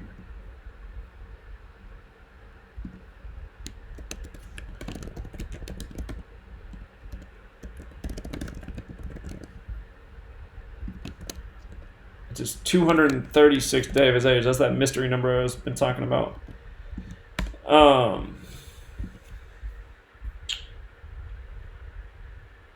He's got career stats. He's on 9 touchdowns. Could get his 10th on 10-10. 9 career TDs. Could pick up number 10 on 10-10. That would make some sense. And what's their tight end? Izzo, December 21st. Number 85, Ryan Izzo. Number 85, Brady 85, right?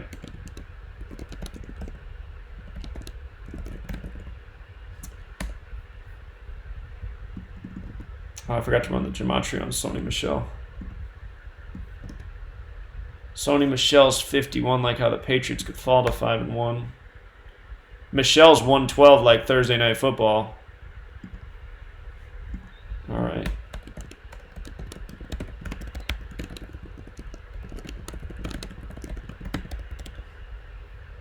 Ryan Izzo. Ryan Izzo 82. Today leaves 82 days left in the year.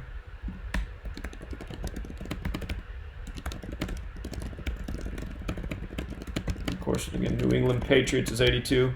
His name's actually 53. Wow, his name is just like Vesica Pisces. 3 of the same numbers. All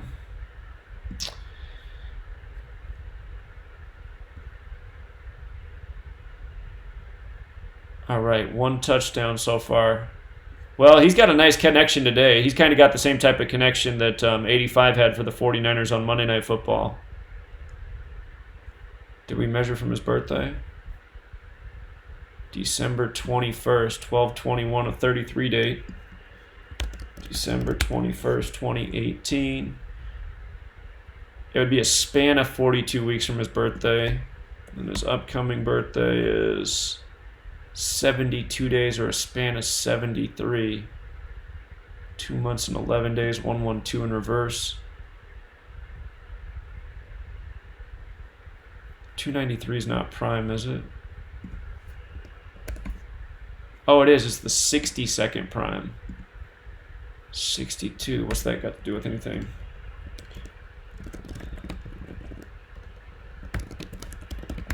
Well, what he's got going on is he wears the right jersey number for being a Brady target.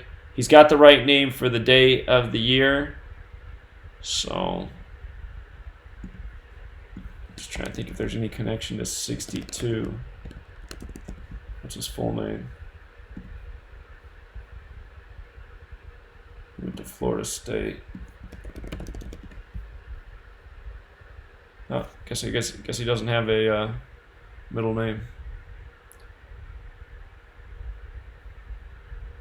So he's trying to develop his relationship with Brady. All right. Who am I missing on this Patriots depth chart?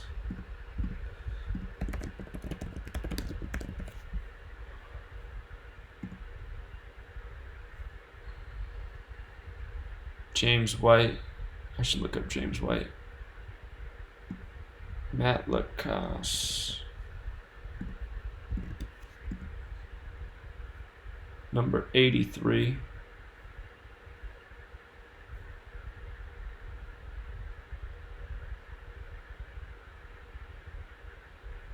Alright, so far not so much.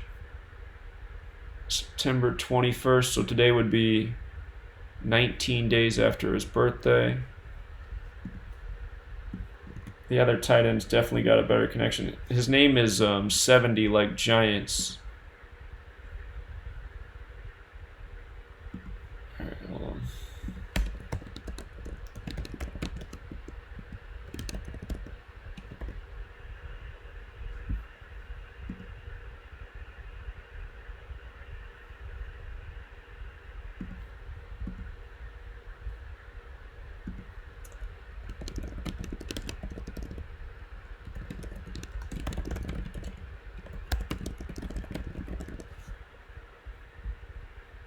Alright, let's see.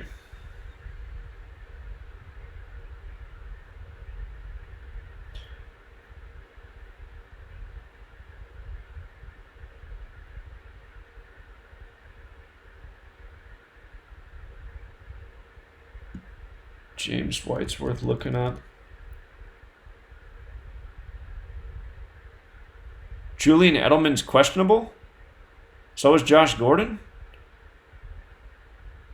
Let me see.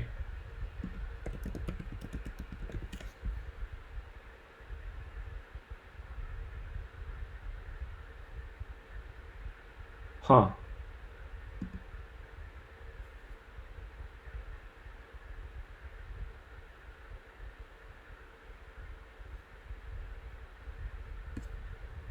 All right, so Edelman and Gordon are both questionable, huh?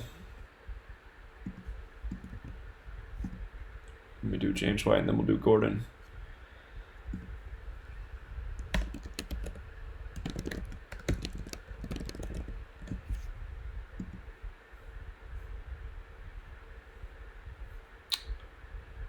James White, 20 career touchdowns, receiving, 7 rushing.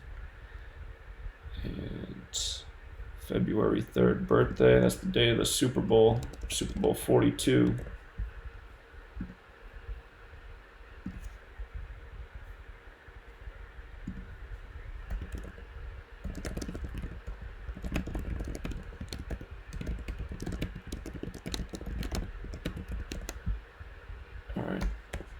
If James White makes a crucial mistake, remember that he has the same Super Bowl or same birthday as Super Bowl 42. So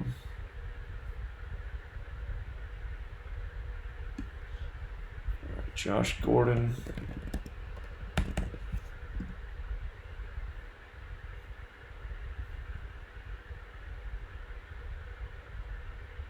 Hold on. Number 10, Josh Gordon. How's he not going to play on 10-10?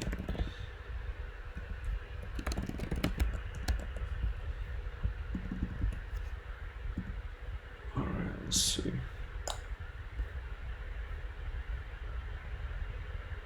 So 20 career touchdowns.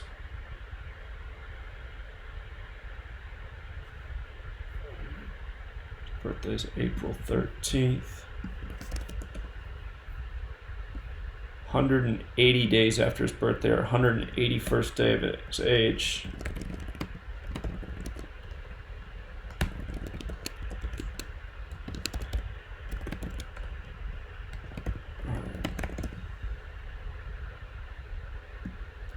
I forgot to run these guys. Gematria. Matt Lacoste is 41 like or James White's 41 like TNF. White's 70 like Giants too.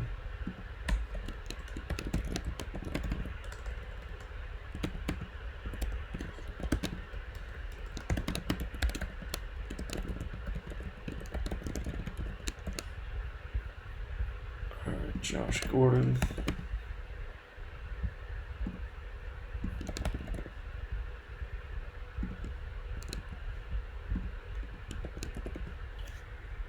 Josh Gordon, 46 like Thursday.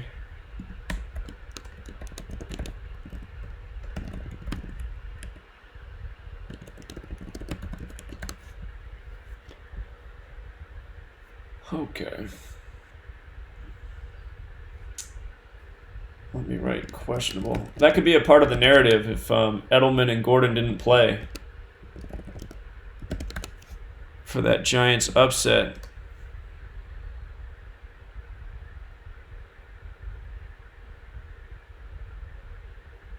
Okay, so again, just to review the position players. John Hilleman, the running back in for the Giants. I want to run, actually, his last name alone.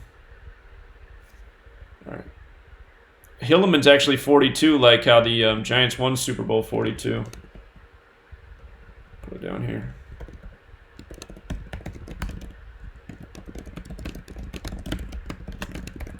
So he's the guy that's running the ball tonight. So his last name's 42. I guess that's the Josh Gordon connection too, huh?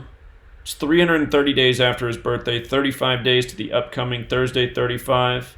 Comes in with not a lot of stats, but interesting stats. 53 yards, New England 53. He's got that 54 connection. Golden Tate, 70th day of his age. Giants is 70.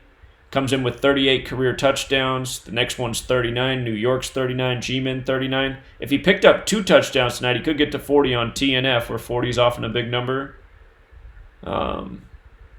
This Rhett Allison has almost no stats. Today's 7 days after his birthday. Could he help the team put up 7 points?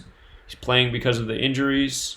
Garrett Dickerson, another guy that could see the field because of the injuries. Today's a span of 82 days to his upcoming birthday. Today leaves 82 days left in the year. New England Patriots 82. Elijah Penny, the other cute running back that's going to split carries. Where's the number 39? Today's his 55th day of his age. Thursday Night Football, 2:57, the 55th prime. This Darius Slayton has the right birthday for Thursday Night Football, January 12th, 112. Thursday Night Football, 112. It's a span of 95 days to his birthday. Thursday Night Football is also 112. Caller? Hey, Zach. Hey. I was wondering if I could bring something up about baseball. I know you're doing football right now, but... Sure. All right. So, you know how the Yankees, I don't know if you read that they were rooting for the Rays to win? And, their last game, their score was 5-1, right? And we thought, Astros, the 51 connection. But if you type in Tampa, Tampa's 51. Just Tampa alone? Yeah, Tampa alone is 51. And so the last time that the Rays were in the World Series, they lost to the Philadelphia Phillies. Right. 11 years ago. And this is their 22nd season. And they switched their name after that World Series. It was a span of 11 years or 10 years ago, because it was 2009, right? Right, yeah. So they switched their name from the Devil Rays to just the Rays right after that. And they've been the Rays for 11 years. So I'm wondering with that connection of 22 and 11, if maybe they have a chance to actually get to the World Series. Well, that would be, they got that small little shitty stadium. It's just hard to imagine a World Series being there. The way the 51 could play for them tonight, earlier what we covered is if the Rays won, they'd be 5-1 in elimination games on the road as a franchise, which is really interesting. So. Oh, wow. I didn't know that. Yeah. So they have a narrative tonight. Go look at the notes, because a lot lines up for the Astros to win, but there's this narrative through the number 17 for the Rays to win. Hinch could get his 17th loss. The Rays could get their 17th postseason win. The Rays became the 17th team to force a Game 5 after being down 2-0 in MLB history. Today has the 59 date numerology, the 17th prime. So I think the Rays got a shot, but if you go look at the notes, I mean, there's a lot there that lines up for the Astros to close it out. So. Okay. And then, I don't know if you saw the comment on one of the things on the chat. Somebody mentioned that, like, if you add the games between the Cardinals and the Nationals, it's the 115th prime. I don't know if you saw that comment. Somebody mentioned that, like, the all-time games that they played. Between the Cardinals and Nationals, okay. I will look at that. It's like 631, and it's the 115th prime. And St. Louis is 115, and you're the 115th World Series. Well, that's a great catch. I wish I knew that earlier. That's a good one. I'm going to look at that. Yeah. I bet yesterday on the Nationals. I parlayed them with the Rays today, just like a small, like $4 or $5 bet. So hopefully that comes through. That'd be kind of cool if that upset comes through. Sure. All right, man. All right, All right, appreciate it. See you. Okay. So this Darius Slayton, though, he's got the right birthday, 112. A couple weeks ago, the running back that dominated had the November 2nd birthday, another 112 birthday. Thursday Night Football is 112. It's also a span of 95 days to his birthday, and Thursday Night Football is also 95. So he's a rookie. I wonder if he has a big game tonight. And again, Daniel Jones, it's his 137th day of his age, 33rd prime. New York, Massachusetts, 33, week 6, 33. Tom Brady, poised to pass Peyton Manning tonight. Could happen on the first pass of the game. He only needs 17 yards. Again, 59 date numerology, 17th prime. It's 200 days after Manning's birthday. When you write out 200, it equals 51. Makes you wonder if the Patriots could fall to 5-1 after passing Manning's. And speaking of which, let me just see what Peyton Manning equals in Gematria. I forget. Whoops, I got to spell it right. Peyton Williams Manning. Let's see. 103, 113, go figure. Scottish. Peyton Manning. Peyton Manning's also 167, 39th prime. Peyton Manning's 117. If Brady didn't win tonight, he'd stay on 117 regular season wins. So I'll plug that in the notes. If he passed Manning but didn't win, 117. Remember, that was the riddle with Eli, too. He couldn't get that 117th win earlier this year. Not even against the Buffalo Bills, which equal 117. So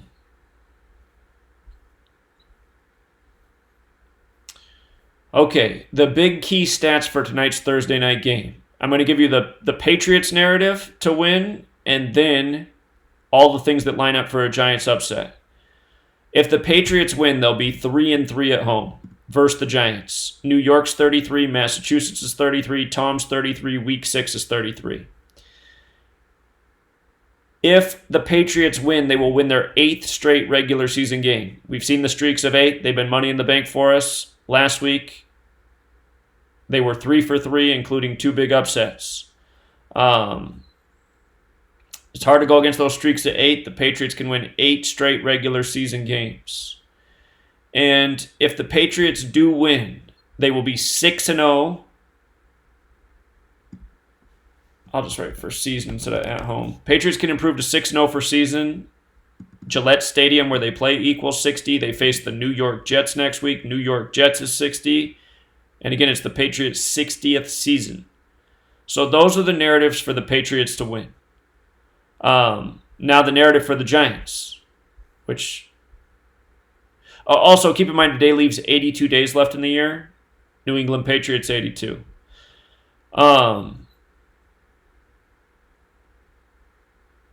I need, you know what I need to turn over? There's one more stone we got to turn over. We got to find out the last time the Patriots lost at home. I think it was to the Carolina Panthers a few years back. All right, before I hit that stat, let's just go over the narrative for the Giants with what we have. If the Giants win, they're going to be 4-2 at the Patriots. 4-2 like how they won Super Bowl 42. This game's 42 days after the preseason game that paid tribute to the Super Bowl. And for Brady, if he didn't win tonight, he'd stay on 212 regular season wins. That's the New York area code 212. His next game is on Monday Night Football. If he didn't win tonight and he beat the Jets next week on Monday Night Football, he'd get his 213th win. Monday Night Football 213. Keep in mind, if Brady doesn't lose tonight, he'll stay on 60 regular season losses to go with that 60 ritual we were talking about. Did I write that down here? Brady can stay on 60 regular season losses. Okay.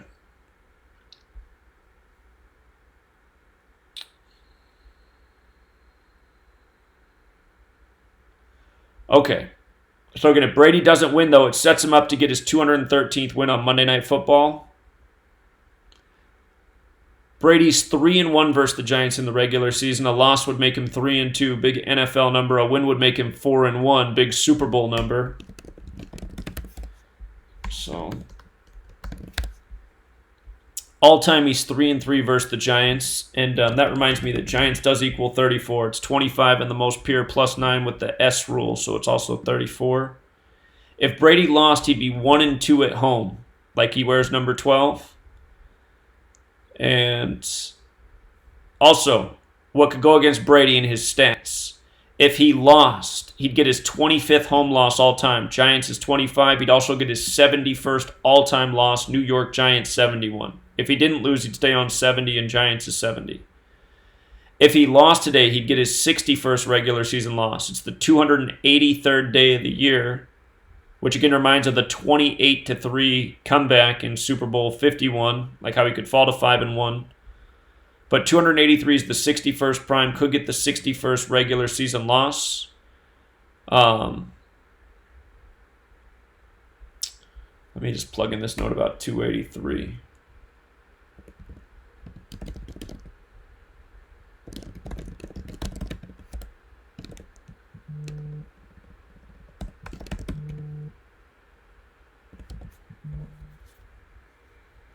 Caller?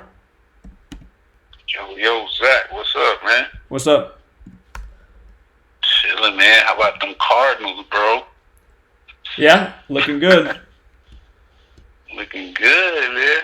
What you doing? You doing baseball right now? No, we're doing football. I don't have my Oh, okay. I don't have the Patreon, so I don't know what's going on. You see the Dodgers got smoked. Yeah. Yeah, it's crazy. Yeah, what game you guys on? Monday Night Football, or Thursday Night Football. Oh, okay. All right, man, I'll let you go, bro. All right, see you, man. You think? Okay. So, the Patriots could fall to 5-1, like how they had the 28-3 comeback in Super Bowl 51 on the 283rd day of the year.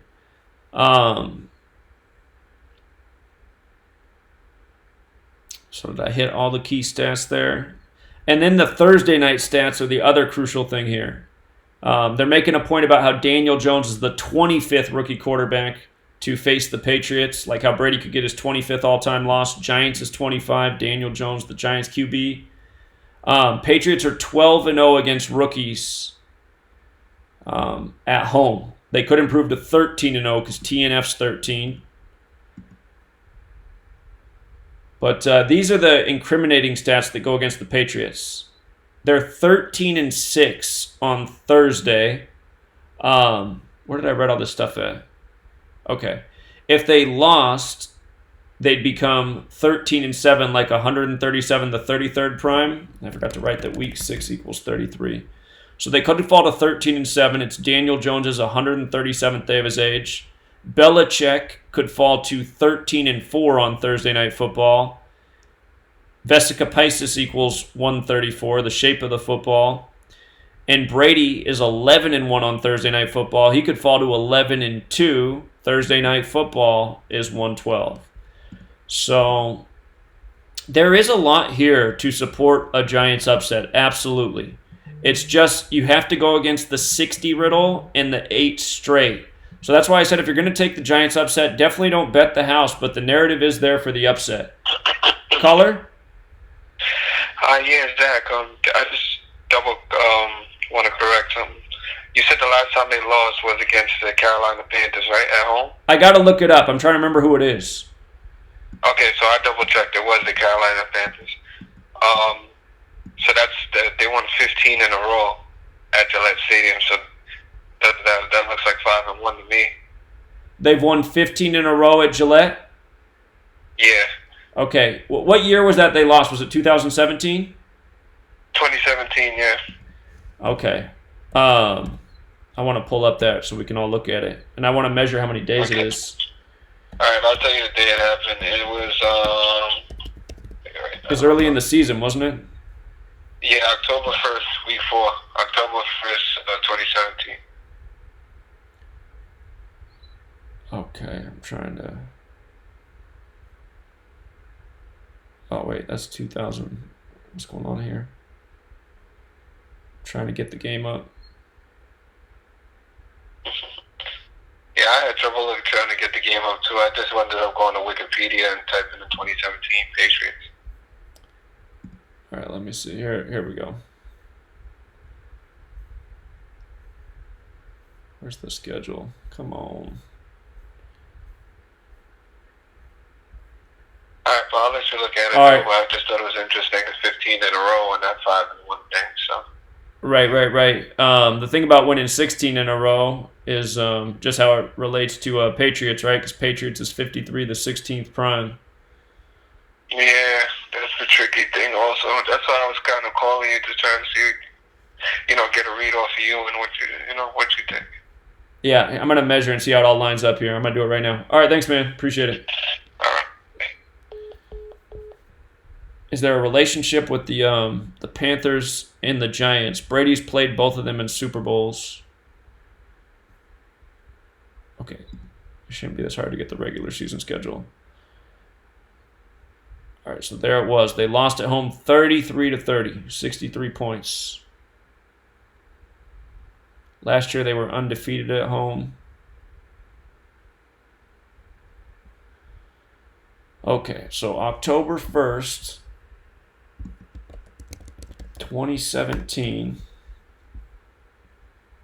to today, 105 weeks and 4 days later, 105, 739 days.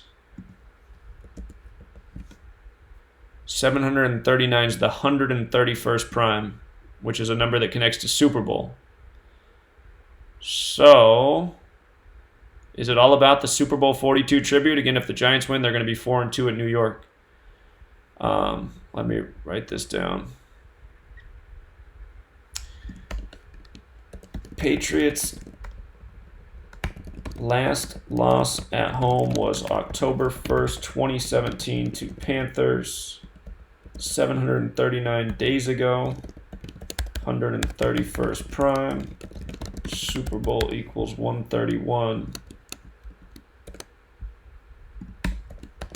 If Giants win, it will be a tribute to Super Bowl 42.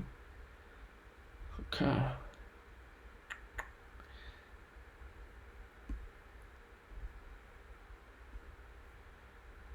I personally think the safest call in this game is the Giants to cover. The one thing is if the Patriots did... Hold on. Caller? Hey, you know about the weather for tonight's game, right? I heard it's supposed to be rainy. Yeah, so if you type in rain, it equals 42. It does. I know that because Prince performed Purple Rain in the only Super Bowl halftime show in the rain. Yep. So... I think maybe they do pull up the upset tonight. Was that at Super Bowl 42, by the way? Was that where Prince... No, it was Super Bowl 41, I think. I got to look that up, though. That could be part of the riddle. Yeah, I was just talking to my buddy. He's trying to convince me that the Patriots are going to win because the Giants have all these players out. And, that's the thing that he doesn't understand. I've been trying to tell him about Gematria. Is that's what they try to do. They try to program this into our brains. They don't have a chance of beating the Patriots. The Patriots are undefeated. But, this is, the perfect time when everyone's thinking Patriots, and when the Giants come in and just upset. Because that's the thing. The Giants, they do have guys hurt, but they have these young guys coming in that are rookies. They could come out and ball out tonight and make a name for themselves. So. Yep, and Daniel equals 117. You know, Daniel Jones' first name equals 117. I think, you know, this guy's something special. You know, like they're trying to make something. They're trying to make him special, no doubt about it. That's exactly right. So. Yeah. So it's definitely worth like a little bet. I'm not going to bet a bunch because I never do bet a bunch, but I think I'm going to put a little bit on the Giants tonight. They got a narrative, no doubt about it. All right, man. All right, Jack. All right, see you. And that's the thing. Brady's on 117 home wins. I meant to point out that Manning's 117. And I need to look up that GM stat, too, and the Mara stat.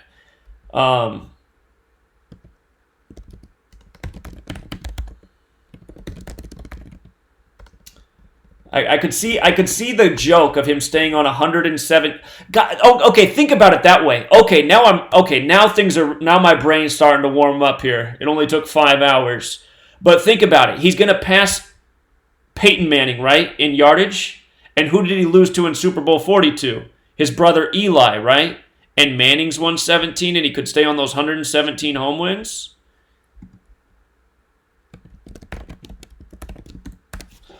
So that would be the ultimate riddle. And then the best would be as if it'd be funny like if the Giants mopped up the Patriots and they brought in Eli to clean it up at the end. It's hard to imagine, but it's possible. Okay. Somebody called me before the game and said he thinks there's no way the Giants can win this game, but we'll see. Caller? Yeah, Zach, one quick question. With the whole 42 thing, right, and the year, the black quarterback and everything like that, don't you think it would be like a good time to do a ritual like that? With the black connection and everything like that? Well, we don't have any black quarterbacks on the field tonight, but I mean, it's a reach though, but usually the name Jones is connected to a darker skinned person. I mean, it's a reach though, but I'm just saying. I don't know. There's a lot of Joneses in the world. I can think of plenty of white Joneses that I've met in my lifetime, but it's a pretty common last name like Johnson, so... you know what? Your thought, though, I meant to say that, and I'm going to talk about it later, because week 6 equals 33, but it also equals 42. Watch out for the black quarterbacks this week in 4 and 2 riddles. I was thinking about that because they called it the year of the black quarterback, so... And also, the over-under, that kind of like was around 42 too as Exactly. well. Exactly. So the Super Bowl 42 ritual is right. I was kind of looking for that black aspect of it too, but I think the person you were mentioning, Darius Slayton, if I'm not mistaken, I believe he's an African American. Who is? The wide receiver you were mentioning that should have a good day, Slayton. Oh yeah, Slayton's black. Yeah, he is. Yeah, so that I was just thinking about. It's not a black quarterback per se, but just the Super Bowl 42 and the 42 connection to black people. You know what I mean? There's not necessarily a black connection in this game, but I'm just saying the connection to black people, and this being the year, black slavery being celebrated and all that. The 42 is present. You know what I'm saying? That's what I'm just trying to say. The 42 is present. Yeah, that could be. It could start off a theme for the week too. So yeah, you could be right. Yeah. All right, man. Okay, Zach. Yeah, good thought. All right, thanks. Okay, I forgot to count how many games the Patriots have won straight. So they won 1, 2, 3, 4, 5. They won 5 after that, which makes sense. Then they won 8 more the next year, 13. So how many home games have they played this year? Whoops. Hold on. Doesn't it show their home record? All right, yeah, they have won 15 in a row at home in the regular season. Let me plug that stat in here, too. Patriots have won 15 straight at home in regular season. Patriots does equal 53, the 16th prime. That is something to consider if they won 16 straight. Here, I wanted to verify the GM stats, and that's something I really might need to start doing for each game. Giants general manager. I need the NFL one. David Gettleman. Let's see if this pulls it up. Pro Football Reference. Dave Gettleman.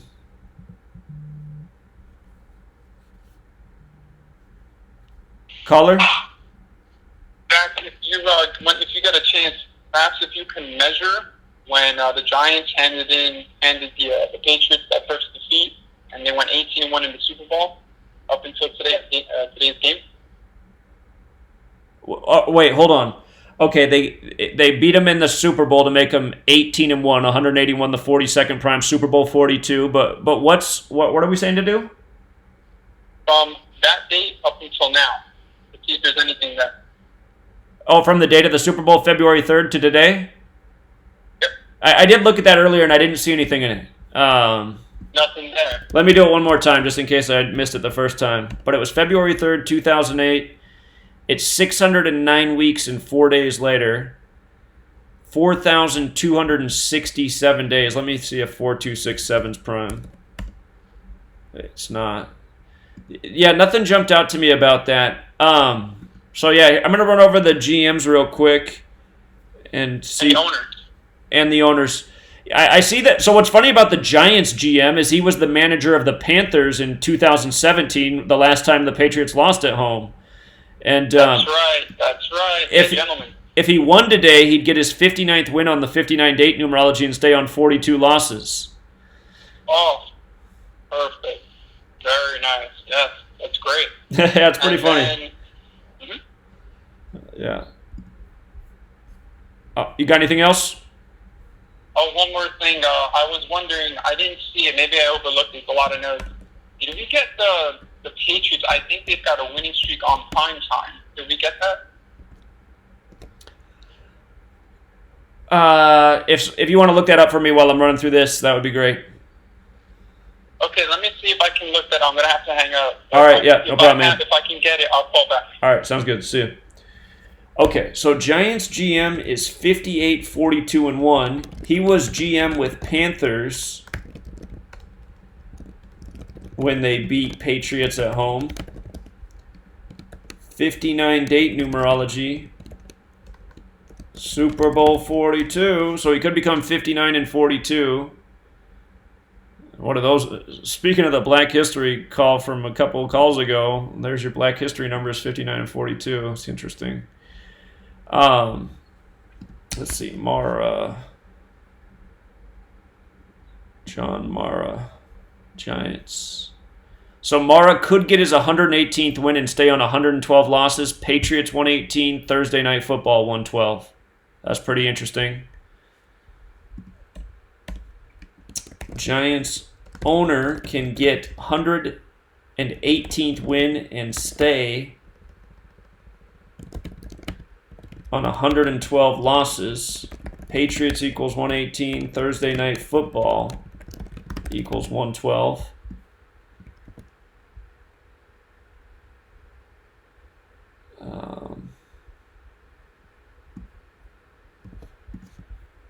And here, let's see it for the Patriots general manager. Who's that?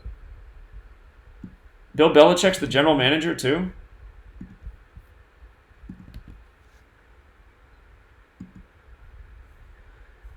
Okay.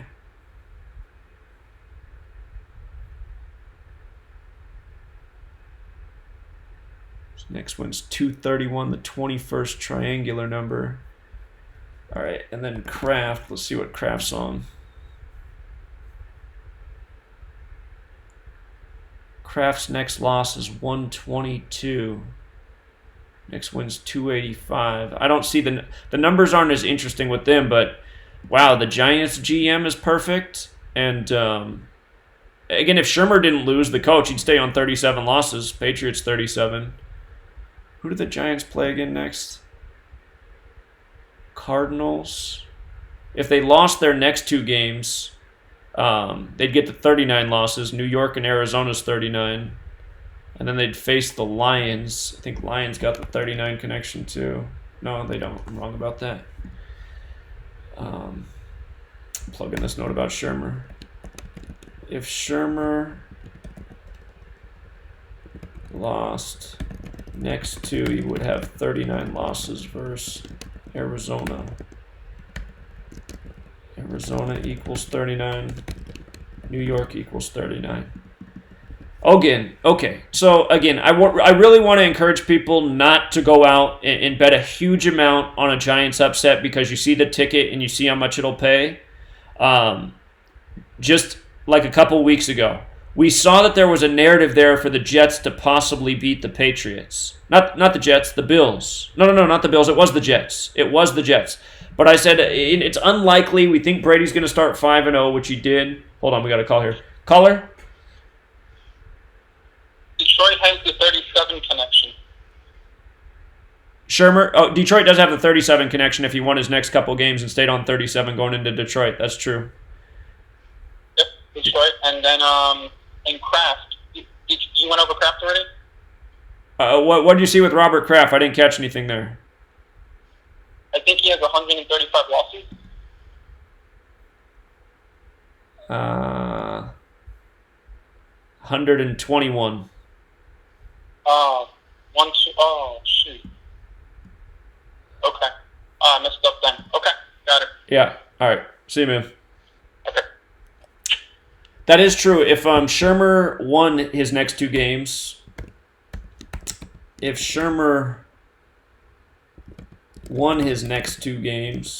oh my God, I cannot type anymore. I don't know what happened to my fingers. He would stay on 37 losses going against Detroit. Detroit is 37. Caller? Yeah, Zach, I just wanted to point out that Super Bowl 42 was actually in Arizona, and you said the Giants play Arizona next. Huh. Yeah, it could be another riddle right there. Yeah, I haven't really tied that one together, but I'm sure it has some significance to it. Sure, it could just be symbolic, beating the Patriots and then facing Arizona. Yeah, so that's a good point. All right, yeah, I like that. Thanks, man. All right, thanks, Zach. See you.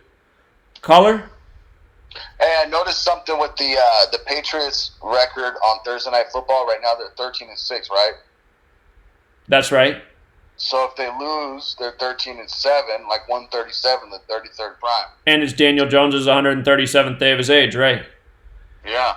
The narrative for them to pick up 14 is that TNF equals 13 and 14. But I like the 137 better, too, in light of it, Week 6 being 33 and New York 33 and all that, so... Yeah, and didn't we see a 137 riddle the other day in the Astros game? I don't remember, honestly.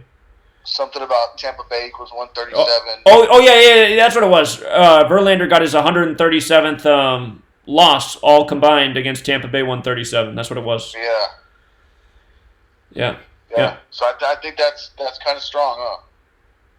There's a lot there that looks really good for the Giants. And what I was telling people is if I bet this game, I'm taking the Giants with the points to be safe because you still got the Patriots going for 8 straight in the regular season, and that's been a deadly pattern, a very consistent pattern. And if the Patriots do start 6-0 in the 60th NFL season, I mean, there's symbolism there too. So, but there's just so much that lines up for the Giants. Like the one caller said, he might hedge his bet. He might put the bigger percentage on them to cover and then 20% on them to win outright, so he can hopefully win in 2 scenarios. I think that might be a smart way to do it too. But I wouldn't go crazy on it because there was a few callers a few weeks ago when we saw that there might be a narrative for the Jets to upset Brady because it was like, I don't know, Brady looks like he's going to go 5-0 against Washington. But a guy called in and he said, what should I do? And I said, I'd be safe. I'd take the Jets to cover, which they did. And he called me later. He's like, man, I went big on them to win because I wanted that big jackpot, and so he lost all. He lost a lot of money. And it's like, man, had you taken the Jets to cover, you would have won a bunch of money. So yeah, take it the smart way.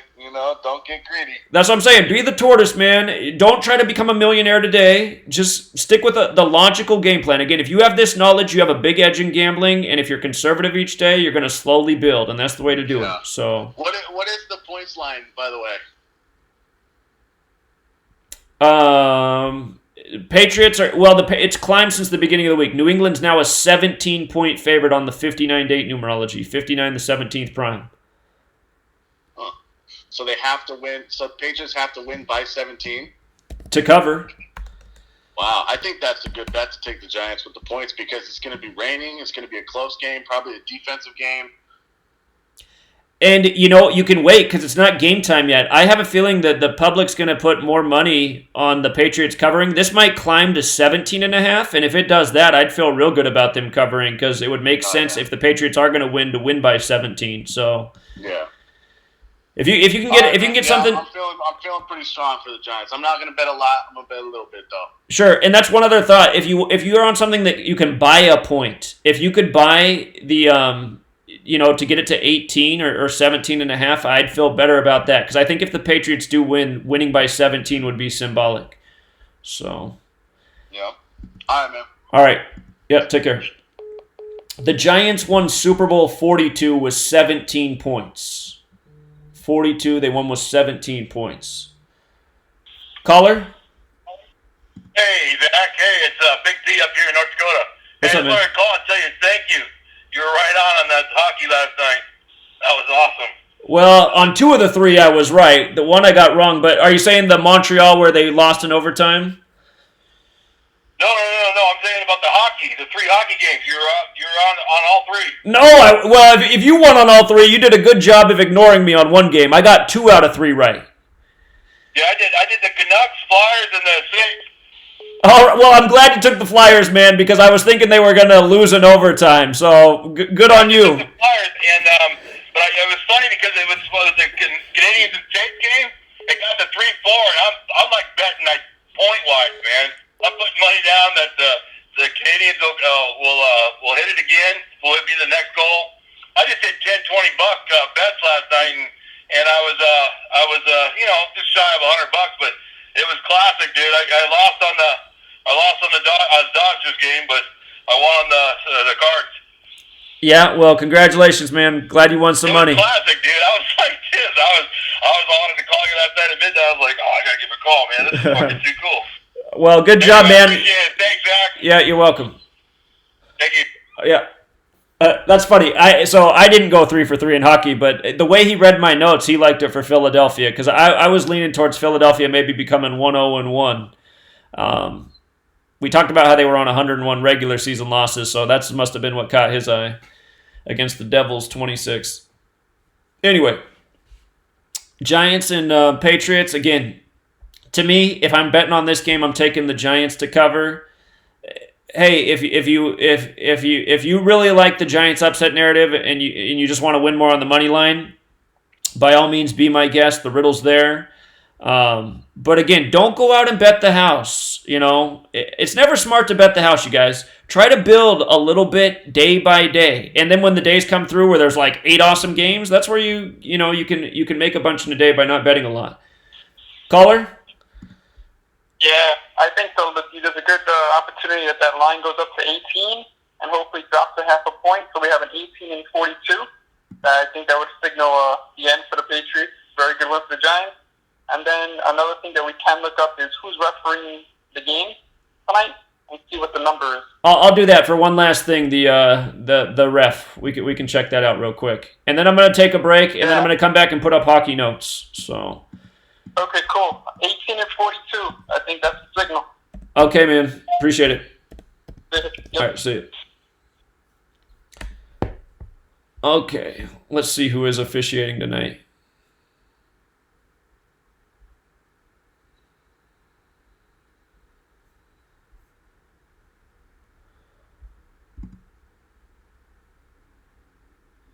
Okay.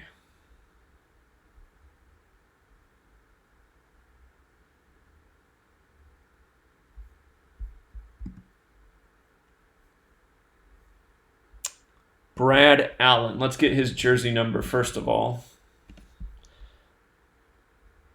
He's number 122. Now, what did I see that Robert Kraft could get his 122nd loss tonight? Is that what I saw? I know I just saw a 122. I think it's Robert Kraft. Yeah, Kraft could get his 122nd loss tonight, and Brad Allen wears the ref number 122. So that's interesting. Caller? Hey, Zach, you by any chance have Instagram? Say it again? By any chance, do you have Instagram? I think I did set up an Instagram, but I don't really know how to use it. So I got to figure it out. Okay, so NFL, the NFL page, they just posted a picture that says, at home versus rookie QBs, Tom Brady is 11-0. Ah, so it could be 11-1, huh? Right? New York won 11. That's a good stat. Yeah, when you get the chance, I'll pull it check up. it out. It's the NFL page. All right, I will do that. Thank you. All right, on. Thanks, man. Keep it on. 1 second. The doorbell just rang. Give me 1 second here. We'll finish this ref up.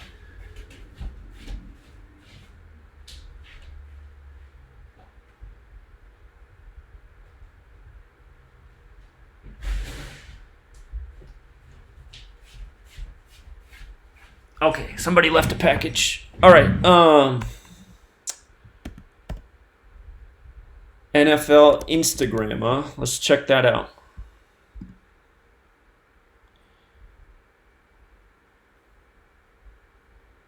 Right here, huh? Woo, look at that. So what's he doing? Is he going 12-0, number 12, or is it a New York 111? There's my dad again.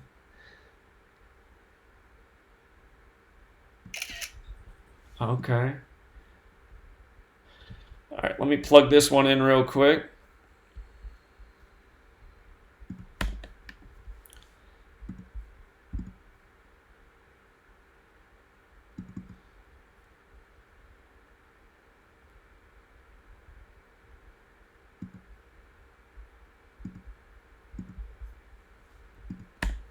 All right, so Tom equals 12. Of course, he's number 12.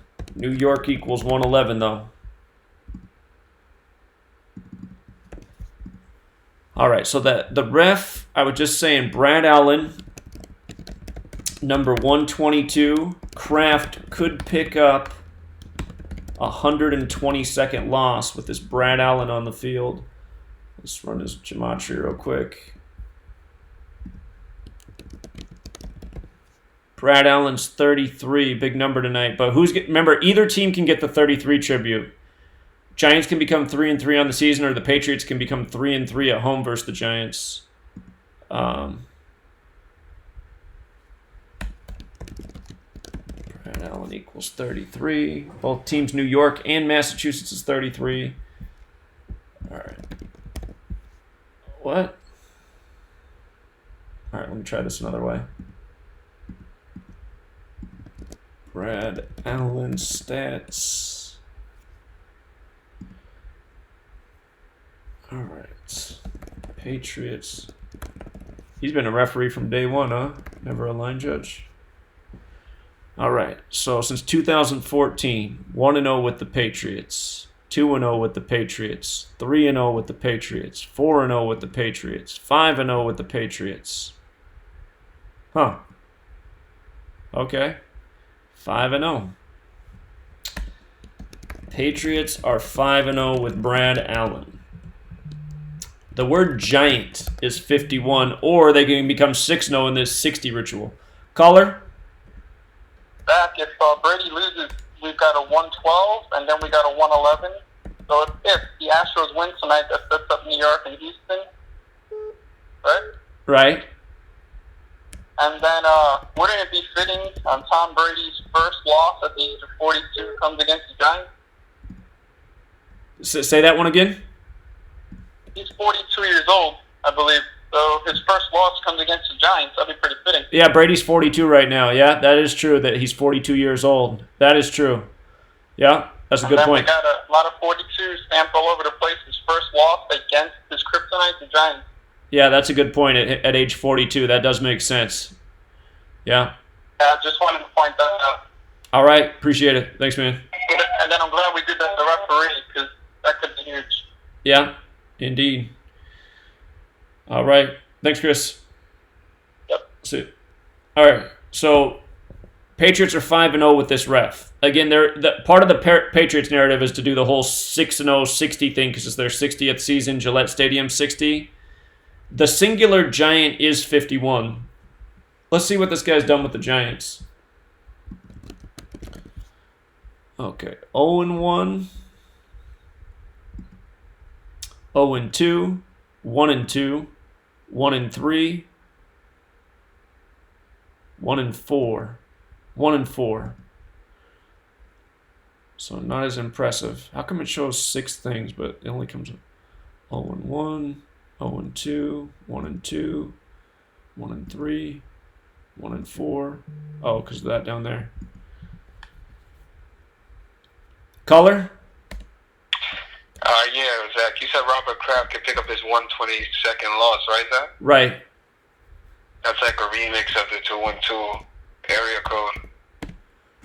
Oh, you're saying reshuffling of the New York area code 212? Yeah, and also Super Bowl 46. That was the 2012 Super Bowl. So if you drop that 0, that's another 212 for you. Huh. Yeah, that's a good point. Just wanted to say All right. Thanks, man. Good point. Caller? Hey, Zach. Hey. Yeah, the Patriots lost against the New York Giants in the preseason, 31-29, 60 points, Right. Yep, exactly. and they're the only team that lost in the that beat them in the preseason. Right, and that game was 42 days ago. Yep. Yeah, so. And I don't know if you were with us then, but we talked about how the Giants looked good to beat that game as a tribute to the Super Bowl of years past. So that was my first thought. I was like, wow, and it's 42 days later this game. So, Yeah, and so if they lose again, that'd be 2 losses in one season, like 2-2. Right. This is true. And also that Brett Favre riddle, I think that's pretty much the icing on the cake. But I forgot to write that down. Yeah, and Brady just passed Favre in yardage. So. Yeah, so I think that Brett Favre riddle really sticks out. Brett Favre. Yeah, it does. All right, man. Appreciate it. All right. Okay. Bye-bye. All right, see ya. What's the gematria of Brett Favre anyway? Oh, wow. Brett Favre's won 17, too. Like how Brady can stay on those 117 home wins. Manning's won 17 and Brett Favre.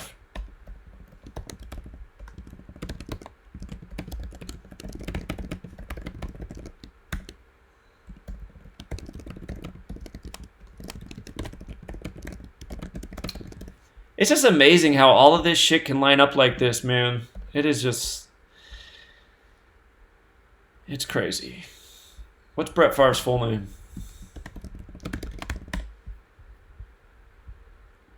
Brett Lorenzo Favre. Okay, well, again, I just want to emphasize the points. Don't go bet $1 million because it's a great payout. I mean, you'll be mad at me after the game if they do beat them, and you could have won $1 million. But I'm telling you, in the long run, if you play it conservative and it reels like this, you take the points, gives you a way higher percentage chance of winning. The whole reason, if it wasn't for the Patriots going for 8 straight, I'd say go ahead and take the Giants. But that 8 straight, again, it's just been so... It's been so consistent. Hasn't been perfect, but it's come through a whole lot more than it hasn't in the last year. And just the fact that the Patriots could win 8 straight in the regular season, it's not to be taken lightly. And again, if they do start out 6-0, it makes perfect sense paying tribute to the 60th Patriots season. So, and we even just saw that they could become 6-0 with that ref too. So, Patriots still got a narrative. I mean, but Giants do have more that stacks in their favor, no doubt about it. So, was there anything else I said I was going to do before I get off here? I think we turned over about as many stones as possible. Somebody said they were looking for the Patriots streak on primetime. I know they lost last year to the Lions on primetime. That might be the last primetime loss. So I don't think it would be that long of a streak. They lost in the Patricia versus Belichick game. I remember that. Pretty sure that was week 3 of last NFL season. Caller? Hey, Zach. I just thought of a great idea. If we can get there's 4 teams that are vying for the World Series, right? If we can get each predict which 2 teams are gonna make it, we can leverage which one I mean, which one is going to win, you know? And if we can have, like, two different teams from both sides, we can, you know, actually get, like, if one of the teams got to make it from both sides. Well, here's what I'll tell you. Pretty much, I think the World Series is going to be one of two things. It's either going to be Yankees and Cardinals, or it's going to be Astros and Nationals. I think those are your two scenarios right now. I'll look at it more, but I think it's going to be one of those two things. So. All right. Yeah. All right, that's all I got. All right, see you, man. All right. Caller? Hey, Zach. Hey. Hey, I was thinking, yeah, I think it's a good idea if you, like, get on Instagram and get to learning it, and Twitter, so, people could post their winners, on your page. Okay, I got to figure out how to do it. Yeah. But, yeah, that's something to think about. That'd be pretty cool right there. All right, I'll do that. Appreciate it, Dave. No problem, All right, thanks, man. See you. Caller? Hello? Hello? Yeah, you're on. Hey, what's going on, Zach? What's up, man? Man, I just wanted to call in and let you know, like, I live in the D.C. area, and, I just signed on to your Patreon. I appreciate this info that you give out to all of us and everything like that. I wish you would have done a video on the Chicago Bears-Washington Redskins game. So many things jumped out, like you pointed out, with Chicago being 46. Right. And them creating the 46 defense and everything like that. This is the weirdest shit I've ever seen before in my life. But the ending score was, if I got it right, it was 31-15, I believe, right? You're saying this year Bears-Redskins game? This year, because I couldn't believe how bad the Redskins looked. Because if we were talking about mano y mano, which we already know that sports isn't based off of that, right? Then I was like, why do they look so fucking terrible? Like I'm a Redskin fan, and remember last year you called them to almost go to the Super Bowl versus the Patriots if it wasn't for that ugly injury. Because because last year I knew they were going to do some sort of white man genociding the native ritual, and it ended up being the Patriots beating the Chiefs in their home building. So wow. So the thing that I saw was everything had something to do with 31. So when I looked at Mitchell Trubisky's stats for that night, I said, I can't believe this shit. So he had threw for 231. He threw 3 touchdowns, 1 pick.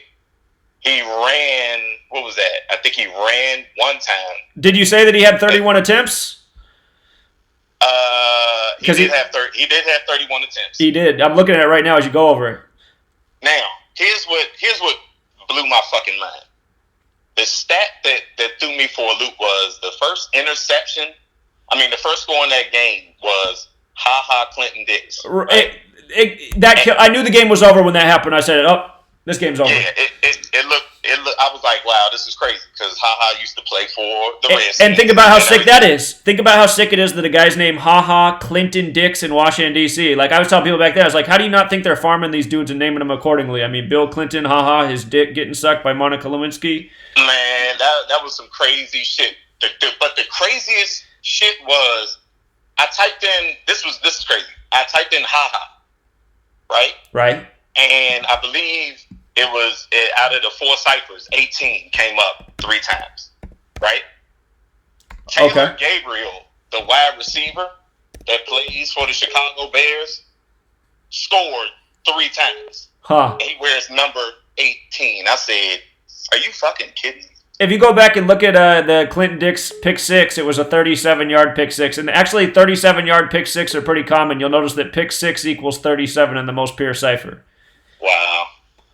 This is crazy. Like, watching you, I literally started watching you around the time when that, like I said, with the Redskins, Alex Smith breaking his leg, because I was like, oh, man, they're about to go to the Super Bowl, you know what I'm saying? It was all, if Alex Smith would have stayed, healthy, I saw it happening. But, with the way that they had everything going in Los Angeles, things of that nature, they just had it going that way. So, yeah, man, this stuff right here is crazy. Even looking at it today, I was at work, people telling me, no, the Redskins are going to win against the Dolphins, and I'm looking at all of the notes, and I'm like, y'all don't understand how this really works. Like, they're not gonna win this game either. So It doesn't look good. Yeah. it doesn't look good. I used to be like I said, a diehard fan, and then I just saw how everything was just happening, and now I just watch, and I'm like, you know what, this sport is just. It's ruined for me, but I'm just glad that you brought it out in the open. Isn't it better, though? It's better to not be a fan, because really being a fan, it just lets it fuck with your head, and then you realize it's like, man, these people are really trying to fuck with people's heads. Right. It's crazy. It's crazy. So, real quick, I saw the narrative for Jacksonville and New Orleans. I just started the whole betting thing. I'm looking for that upset, and it looks like it's leaning that way for Jacksonville to win that game. Okay, I got to do a lot more homework before I make any calls, but you could. I remember looking. That's against the Saints too. I remember my initial thought was agreeing with you. So yeah, I got to do more homework, but I'm feeling what you're saying. Cool, man. Hey, man, I love your work, man. All right, That's appreciate all I wanted it. to say, man. All right, glad you found it. You take care. All right. All right. Last caller right here. Then I got to eat something. I'm starving. Caller. Hey, what's up, Zach? Okay, so I think I got a little clue. New England Patriots Twitter, they tweeted out a couple hours ago. They said last week New England Patriots hosted 15 cancer survivors at Gillette Stadium for a special day of tampering. Tonight they'll attend the New York Giants versus New England game and take part in our pre-game crucial catch ceremony. Remember what we were saying about the 15, the 5-1, and also 15 games in a row? Uh-huh. Yeah, so they tweeted this a couple hours ago. They're going to be at the game tonight. Huh. Okay. Cancer equals 118 like Patriots, and we saw that, what was it? Mara, I think, is going for his 118th win. Huh. Okay. All right. Appreciate it, man. Yeah, that was it. All right. All right, take care. See you. Okay. I know more people are calling in, but like I said, if I don't hang up, I know I'll take calls for the next hour. So, I'm going to make sure all the notes are posted on the Patreon page. Do look for my NHL notes. I'm going to eat something real quick so my brain starts functioning again, and then get the NHL notes and try to find some more winners. And hopefully when I put up a losing pick, somebody will read it the wrong way and win off it like the North Dakota caller did last night. That's nice to hear, but he did better than I did. Okay, so we'll leave it there, and... all right, fine. One last call. This is the last one, I swear. What's up? Did we cover that the Patriots have an 18-game home winning streak heading into today's game? That might be including the postseason. Yeah, I sent you an article. Check your text message now. Read the article. You'll see. Okay, I'm not, man, because I want to go eat something, but I believe it. We talked about the last time they lost it at home was to Carolina, and so regular season they've won 15 in a row. In the postseason, they probably have won 18 in a row. So. So they're going for 19. I think it's going to end today at 18. Okay, yeah, you're on it with the 18s. All right, man, appreciate it. All right, brother. All right, see you. Okay, again, to me, if you're betting tonight's game, I think the wise choice is to Giants to cover. If you got big cojones and you don't care if you lose your money, Giants to win outright. There's a lot there for it, but again, I keep emphasizing the one last point. Patriots can win their 8th straight game in the regular season. Those streaks, we haven't seen one get broken yet, but if it was going to get broken, tonight would be the night because of the way everything stacks for the Giants and the Super Bowl 42 ritual and the thing with Peyton Manning and Brett Favre, and it's all there. So let me make sure the notes are posted so you guys have that to go over before I go run and eat food, because I want you guys to look at this with your own eyes. It's right here. So right beneath the live stream, if you come here, Thursday Night Football notes. You're in business. So what did I write beneath those notes? Okay. I'm going to get rid of that note, though. It's kind of misleading, isn't it? We'll keep the post there, but we'll just leave everything like that. All right. Okie dokie. We will be back. Well, I'll come back on if there's anything to say before Thursday Night Football that comes across my plate, but look for my hockey notes. I will get the hockey notes up. Let me just eat a little food, and then hockey notes. I'll have them before game time. All right. Till next time, True Seeker.